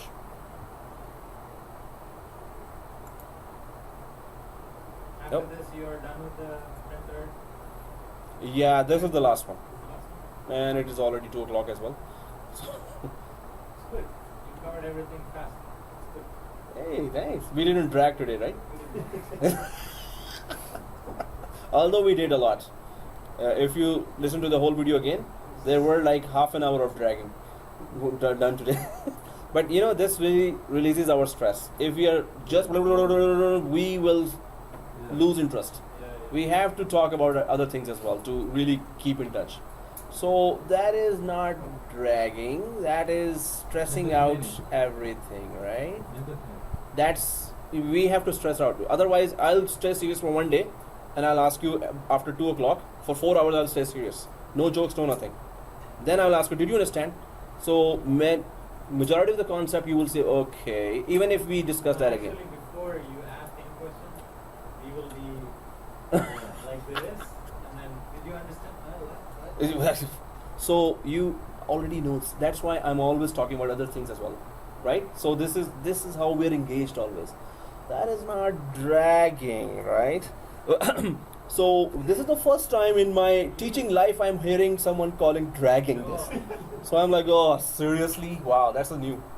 So I'm like, now I'm explaining that this is necessary for us to stay engaged, right? No, other day I was asking him like how long it's gonna take because it's already like Oh. a month and a half for 4 days, right? How long it's gonna take for 411? He said another 2 months, another 3 months. We have only one, and this guy wants to finish the whole program in 6 months. And if you're gonna Really? if you're gonna only take MCSA for No, but it's okay for me. Oh, yeah, it's okay. okay for him. He's not gonna come to the class anyway. Now let's surround him outside. Let's surround him all outside. I will come with Michael. No. It's we have Michael to. is from Sri Lanka, okay? No, Whenever we fight, it's between us. Whenever other people come, No, Michael, you cannot do like this. Whoever give me more money, I will. yeah. No, guys, but he's also right. The point is that we have to finish it, so you could do some more courses within the year, right? Yeah. That's also legit request, right? This is also legit point. So that's why I try to go fast, but the way we are going, if we are understanding, if we ever at any point lost understanding, the whole purpose is lost. Then finishing in time has no value Yeah, then, exactly. right? So that's why, you know, we are still stressed, not stressed actually, still stressed, seriously. But anyway, we are trying to understand everything. Guys, is it installed? So print services here, and we can just go from here, or we can go for tools. And do you see anything called print services in tools? In the LMNOP? Print management under Yeah, there it is, exactly as you said. So print management, everyone sees that, right? So open that print management, and now you can see that the printers we added separately are actually should be showing here. There should be 2 printers actually. Okay. Yeah, the XPS. XPS is just like PDF. So, but this print server, you can see all drivers there. Whatever drivers are supposed to be used for any of the printers. Printers not ready. Seriously, Okay, not ready means that it's there showing just the error, right? So queue status printers with jobs. So this is also the printer with job. We did not send any print job to HP, right? Okay. So the main thing here to understand, it is still giving us in an organized way the whole criteria here. Suppose you had 200 printers here and so many printers are getting an error. So all errored print jobs will show inside printers not ready, right? Printers with jobs, suppose there are so many jobs, print jobs sent there, and some user calls you and say that, okay, I sent that job at 7 o'clock, 7 a.m. and it's still there. So you can just trace very clearly from here which print jobs are still there and stuck, right? Or stuck or are being processed, right? But stuck ones will be printer not ready, will show those. So, and the drivers, if any drivers are corrupt, you will see those errors here as well, and all the printers that are here. But this is just an organized way to do that. If you go to print servers here, now how many print servers you have across the organization. So that's where it really it gets very important. Now guys, if I want to add server 1 as a print server, can I do that? Suppose, can I do that now? Like, okay, so right click here, add remove servers, right? So I want server 1 to be added as a print server. So let's click add remove servers and add server 01. I just type here server 01. Now I understand this concept. What? In one of the questions, add this printer as Print server, right? Print server. Oh, now I understand. Okay. That's how you do it. So yeah, lab. Without lab. So okay guys, here server 1, and can we add to the list? So click the add to list. So search server 1, and have we all done that? I hope that's the correct name for that. So apply, and Which one is the primary print server? So it's Server two? so we're still whichever server we are just now doing these jobs from, it's gonna show that as a local. Suppose there are 5 print servers, so whichever we are doing the task on, it's gonna show local on only that. Okay, if that local goes offline, right? And then server 1 is the backup, right? Yeah. Well, Because we yes, added- exactly. Right? Exactly. So press OK here. So print server 1 is added there, right? So print server 1 and print server 2. If I just expand both of them, you can see drivers, forms, ports, printers. So drivers, we understand. What is forms? So which type of paper, which size of paper is allowed there for specific printers, A4, A3, and all those types of papers that are allowed to be printed on those printers, and which are you can deny as well. You don't want those papers to be printed. And then of course the ports, and there is those ports there for the printer. On server 2 these printers are available, and then the printers area still shows those printers. If I go server 1, we didn't add any printer there, right? Yeah. So if we go for just server 1, it's just XPS printer showing there. So guys, if I want to migrate, so suppose server 2 is a old server and we're about to get rid of it. It's really degraded in performance, it's very less RAM and processing, and server 1 is a totally new server and it's going to be print server. So I want to move all the printers from server 2 to server 1. What is the way to do that? So if we go for right click the printer, we have a lot of things here: remove from directory, deploy from group policy, manage sharing, print test. Does it show anywhere migrate? Does it show anywhere move? Nope, I don't see. So does it show anywhere export? Yeah. Export printers to a file. If you go to server 2. Exactly, on server level. Yeah. If you go to server level, right click, export printers to a file. It will export this with all the features and configurations that you have selected. But it's unclear, it's just saying a file. Yeah, so it's just a file having information about the printer. Okay. So this means that once you export that file, you can import it to server 1, and that printer will be installed there. You still need the DVD, a driver, to install. But suppose you configured print pooling there. Suppose you added Anna Hayes there. That these are custom configurations that we did, and those configurations we don't want to do again to all the printers, right? So maybe there are 50 security groups there, and so many are added, so many are not added. We don't want to go through all that again. So export printer file and then import printer file. This will be your assignment. Export from one server to server 2 and import successfully to server 1, and those printers should exactly show Anna Hayes or whatever customized configurations we did in server 1 when server 2. When they are in server 1, then the same security permissions should be there, right? It's easy, guys, but let's take it as an assignment. Can we install printer from there? Oh yes, we can install any kind of printers from here as well. So right click here and add printer. It's the whole wizard will start again, right? No, one of the questions, what you're doing is in PDF file. It says you need to migrate all the printers on server 1 to server 2. Server 1 Wow. runs, The exact question. server 2 doesn't have printer server, I think. So in that, the answer is pretty much you have to export the print files, and then on server 2 you go there and then install print and document services, and then you have to import. You just gave the answer. That was assignment. That was you were supposed to be figuring out.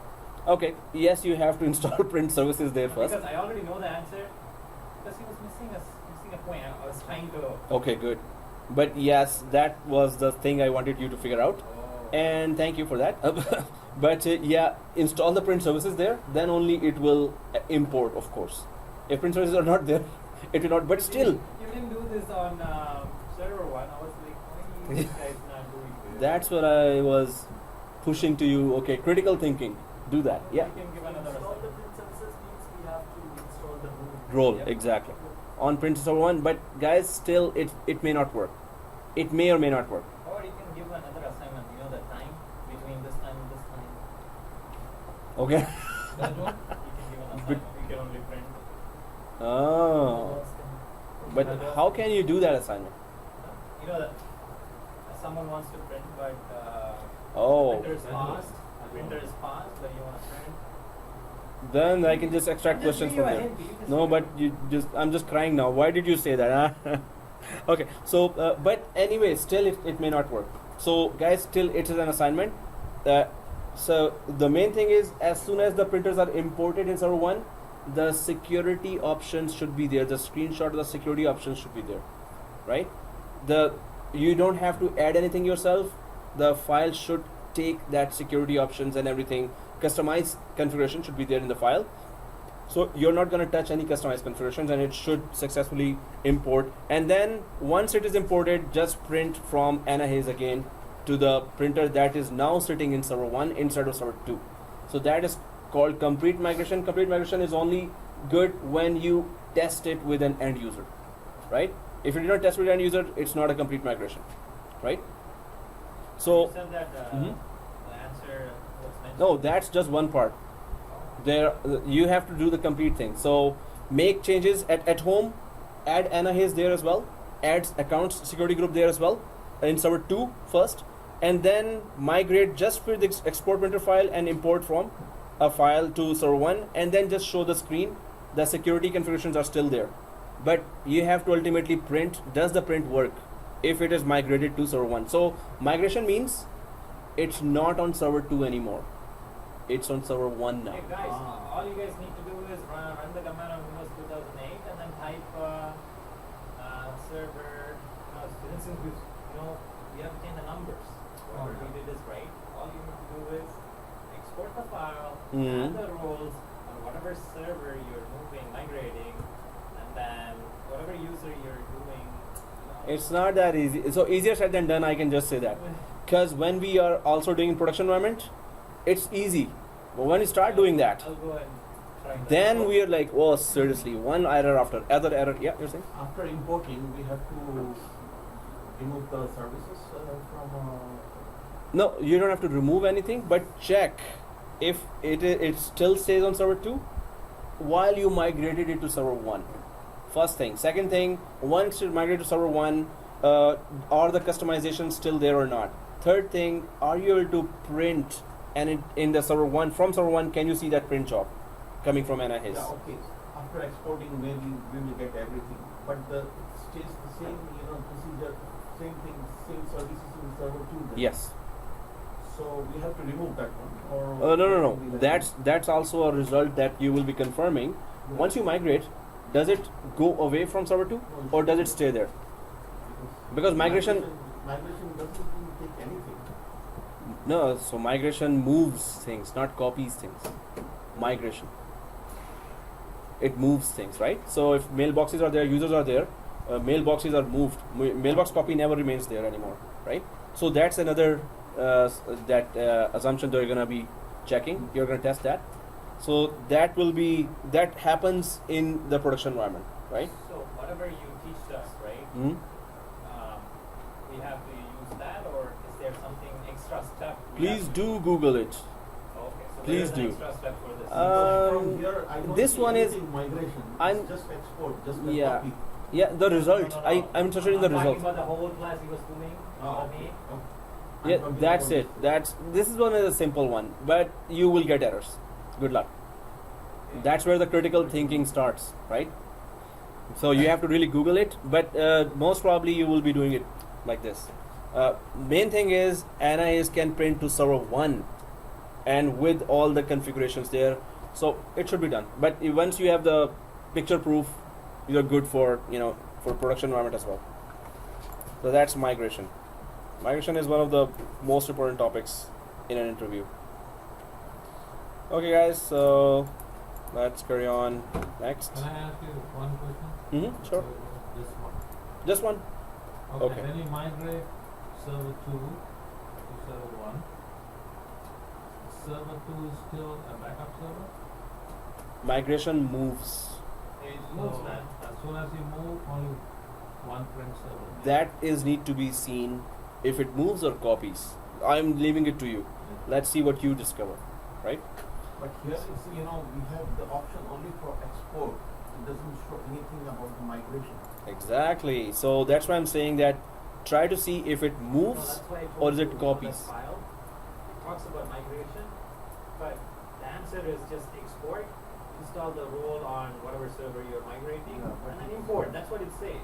But where is the So migration? is it copied or is it It moved? should be copying. So that's your deduction. That's very good that you're deducing something, right? Let's test it, right? It doesn't say about removing the roles from that. Yeah. It Yeah, it it could doesn't be say. it could be not removing as well. It could be, Yeah, but that's what when- I'm leaving when to you you. say migration, it should be done in one shot. Yeah, but migration in every role is always separate. It has its own customizations. So that's why answer is with you. How do you do that? What results were coming from your But testing? from here, we don't have any option over here. Yeah. So let's see what how your screenshots show. Okay, yeah. Good luck. Okay, thank All right. Thank you. See you guys on See you. next. See you. All right. See you.